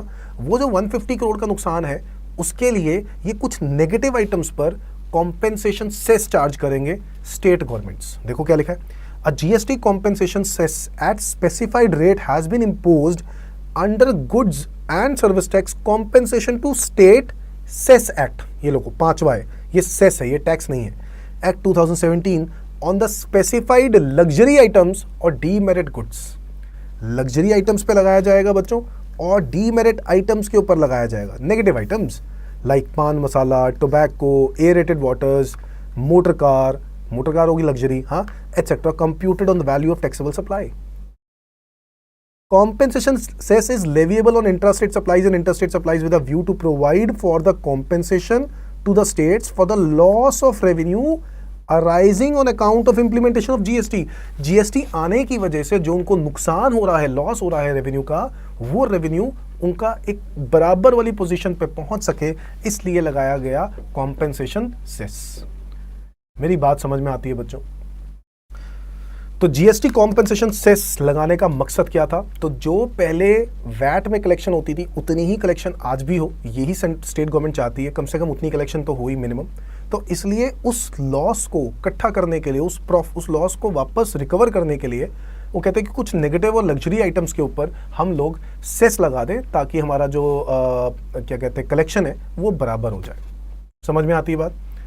नेक्स्ट पॉइंट नंबर 12 हम लोग जो पढ़ रहे हैं वो है GST, a tax on goods and services. Now GST की अगर हम बात करें, एल्कोहलिक लिकर के प्रोडक्ट्स की बात कर रहा है। एल्कोहलिक लिकर पे जीएसटी नहीं लगता, ये मैंने आपको पहले भी बता दिया था। एल्कोहलिक लिकर पे आज 2 रेट्स लगते हैं, 2 टैक्सेस लगते हैं, एक स्टेट एक्साइज ड्यूटी, ये बात मैं वैसे कर चुका हूँ पहले, बट फिर भी इसको कंप्लीट कर लेते हैं अब, क्योंकि हम लोग फ्रेमवर्क पढ़ रहे हैं। एल्कोहलिक लिकर पे 2 टैक्सेस लगते हैं, एक मैन्युफैक्चर होने पर स्टेट एक्साइज ड्यूटी, और सीएसटी वैट लगता है जब हम उसको सेल करते हैं। सीएसटी कब लगता होगा? जब उसकी इंटरस्टेट सेल करते हैं, इंट्रास्टेट सेल करते हैं तो वैट लगता है, ठीक है ना। इसके बाद आ जाओ पेट्रोलियम क्रूड। पेट्रोलियम क्रूड की बात करें तो पेट्रोलियम क्रूड, ये इनको ना पेट्रोलियम आइटम्स बोलते हैं, याद करना है पेट्रोलियम आइटम्स। पेट्रोलियम आइटम्स को याद करना है। पेट्रोलियम आइटम्स हैं हमारे पास 5। कितनी आइटम्स हैं? 5। Petroleum crude, high speed diesel, natural gas, petrol, इसको पेट्रोल को मोटर स्पिरिट भी कहते हैं बच्चों, मोटर स्पिरिट। हाँ, एक last aviation turbine fuel. Aviation turbine fuel क्या होता है? एयरक्राफ्ट के लिए फ्यूल, एयरक्राफ्ट जो एरोप्लेन एयरक्राफ्ट के अंदर फ्यूल डालता है उसको हम एविएशन टरबाइन फ्यूल कहते हैं। इन 5 पेट्रोलियम आइटम्स के ऊपर जीएसटी लगाने के लिए गवर्नमेंट ने मना कर दिया। सेंट्रल गवर्नमेंट ने फिलहाल के लिए ये पावर जीएसटी काउंसिल को दी है। किसको दी है? जीएसटी काउंसिल, जिसके चेयरमैन जो चेयरमैन है वो मिनिस्टर ऑफ फाइनेंस होते हैं। मैंने आपको बताया था ये बात, फाइनेंस मिनिस्टर होते हैं जीएसटी काउंसिल के चेयरमैन। तो जीएसटी काउंसिल जो है ना, ये डिसाइड करेगी कि कब से पेट्रोलियम आइटम पे जीएसटी लगाना है। अब तुम कहोगे सर पेट्रोलियम आइटम पे जीएसटी लगाने में दिक्कत क्या है? पेट्रोलियम आइटम पे जीएसटी इसलिए नहीं लगाया जा रहा कि अभी पेट्रोलियम आइटम्स पर जो लग रहा है वो लग रहा है सेंट्रल एक्साइज ड्यूटी और वैट। और इस वजह से पेट्रोलियम आइटम पे अच्छा खासा कलेक्शन आता है गवर्नमेंट के पास टैक्सेस का। सेंट्रल एक्साइज ड्यूटी भी गवर्नमेंट बहुत अच्छा लेती है और वैट भी स्टेट गवर्नमेंट्स बहुत ज़्यादा लेती है, जिसकी वजह से पेट्रोल के रेट आप देख रहे हो 80 रुपीज़ का अगर पेट्रोल का रेट है ना पर लीटर, तो 80 रुपीज़ में करीब करीब 30 से ज़्यादा प्लस 30 से ज़्यादा ये टैक्स है मेरा। टैक्स मतलब आप एक्चुअल में पेट्रोल 50 रुपये का खरीद रहे हैं विदाउट टैक्स, 50 रुपये से भी कम, इनफैक्ट 45 के आसपास, और 35 के आसपास के टैक्सेस हैं। अरे यार हैरानगी की बात है, हम इतना टैक्स पे कर रहे हैं, हम तो टैक्स पे कर रहे हैं। तो गवर्नमेंट अभी ढेर सारा टैक्स कलेक्ट कर रही है पेट्रोलियम आइटम पे, तो उसको ये देखना है कि अगर मैंने इसके ऊपर जीएसटी लगा दिया तो उनका रेवेन्यू हो जाएगा कम, तो क्या उसकी कोई रिप्लेसमेंट है। इसीलिए आज तक जीएसटी काउंसिल डिसाइड ही नहीं कर पाई है कि पेट्रोलियम आइटम पे जीएसटी लगाएं या ना लगाएं। तो पेट्रोलियम आइटम्स होती हैं 5, याद रखनी है। Petroleum crude, high speed diesel, natural gas, motor spirit और लास्ट में एविएशन टर्बाइन फ्यूल। फिर से याद करते हैं, पेट्रोलियम क्रूड, क्रूड मतलब रॉ पेट्रोल जो रॉ होता है, natural gas, high speed diesel, motor spirit यानी पेट्रोल, और लास्ट में aviation turbine fuel ETF. Last item की बात करें तो टोबैको है। Tobacco is with in the purview of GST, that is GST is leviable on tobacco. However Union government has retained the power to levy excise duty on tobacco and tobacco products manufactured in India. Resultantly, tobacco is subject to GST as well as central excise duty. तो basically tobacco जो एक item है ना, उसके ऊपर GST भी लगाया जा रहा है और सेंट्रल एक्साइज ड्यूटी भी लगाई जा रही है। Is that clear? तो बताओ, टोबैको के बारे में मैंने बताया था, टोबैको तंबाकू जो है ना, उस पर सेंट्रल एक्साइज ड्यूटी जीएसटी दोनों लगाए जाते हैं। अच्छा, अगर पेट्रोलियम क्रूड की बात करें, तो पेट्रोलियम आइटम्स की बात करें तो इस पर जीएसटी नहीं लग रहा। एल्कोहलिक लिकर की बात करें, इस पर भी जीएसटी नहीं लग रहा। बट टोबैको ऐसी आइटम है जिस पे जीएसटी भी लगाया जा रहा है और सेंट्रल एक्साइज ड्यूटी भी लगाया जा रहा है। और देखो, कोई पूछ भी नहीं रहा। क्यों नहीं पूछ रहा? क्योंकि ये नेगेटिव आइटम है। कोई टोबैको वाला ये नहीं कह सकता सर हाँ ऐसा क्यों, हाँ हमने क्या गलत किया। भाई तंबाकू गलत चीज़ है, इंजूरियस टू हेल्थ। हाँ, इसमें टैक्स लगाएं ना लगाएं, तुझे क्या खाना है खा, नहीं खाना है तो भाग निकल यहाँ से, अच्छी बात है मत खा, समझ में आया, तेरे सेहत के लिए अच्छा है। तो ये रीज़न्स हैं कि टोबैको पे टैक्सेस लगाया भी जा रहा है, प्राइसेस बढ़ भी गए हैं। बट हमारे देश के हाल आप लोग जानते ही हैं, फ़र्क पड़ता नहीं है, टोबैको फिर भी बिक रहा है बहुत ज़्यादा। एल्कोहलिक लिकर, पेट्रोलियम और टोबैको एक ऐसी 3-4 आइटम्स हैं जो इनके ऊपर थोड़ा सा अभी डिस्प्यूट्स चल रहे हैं कि क्या लगाना चाहिए और क्या नहीं। फर्दर, रियल एस्टेट सेक्टर में कंस्ट्रक्शन की बात करें तो इसमें बोला गया कि अगर आप रियल एस्टेट सेक्टर में अगर हम बात करें, प्रॉपर्टी खरीदने बेचने पे कोई जीएसटी नहीं है, क्योंकि वो एक इमूवेबल प्रॉपर्टी है। क्योंकि property is not a good, immovable property is not a good. Good की डेफिनेशन पढ़ेंगे बच्चों हम लोग अगली क्लास के अंदर, अगली क्लास नहीं मतलब चैप्टर नंबर 2 के अंदर पढ़ेंगे। तो good, immovable property is not a good, movable property good होती है। तो इसीलिए जीएसटी लग ही नहीं सकता। सर्विस है नहीं, सर्विस तब होती है जब कंस्ट्रक्शन करा रहे हो। और अगर मैं प्रॉपर्टी खरीद रहा हूँ तो it is not a service, property की कंस्ट्रक्शन करवा रहा हूँ, इट इज़ अ सर्विस। समझ में आ रही बात? तो ये सब बातें हम लोग पढ़ेंगे। Is that clear? तो ये है आज का जो लेक्चर था, वो काफ़ी है आप लोगों के लिए, आज बहुत ज़्यादा हो गया। तो आज आप लोग इतना पढ़े और अगली क्लास में हम लोग कुछ और टॉपिक के साथ मिलते हैं और इस चैप्टर को ख़त्म करते हैं। अगली क्लास में टारगेट होगा चैप्टर 1 को हम ओवर कर दें और उसकी अगली क्लास में हम फिर चैप्टर नंबर 2 स्टार्ट करेंगे। ठीक है जी? तो आज के लिए इतना ही। बाय बाय बच्चों, और जो किया है उसको ज़रूर रिवाइज़ करना। ठीक है, बाय बाय।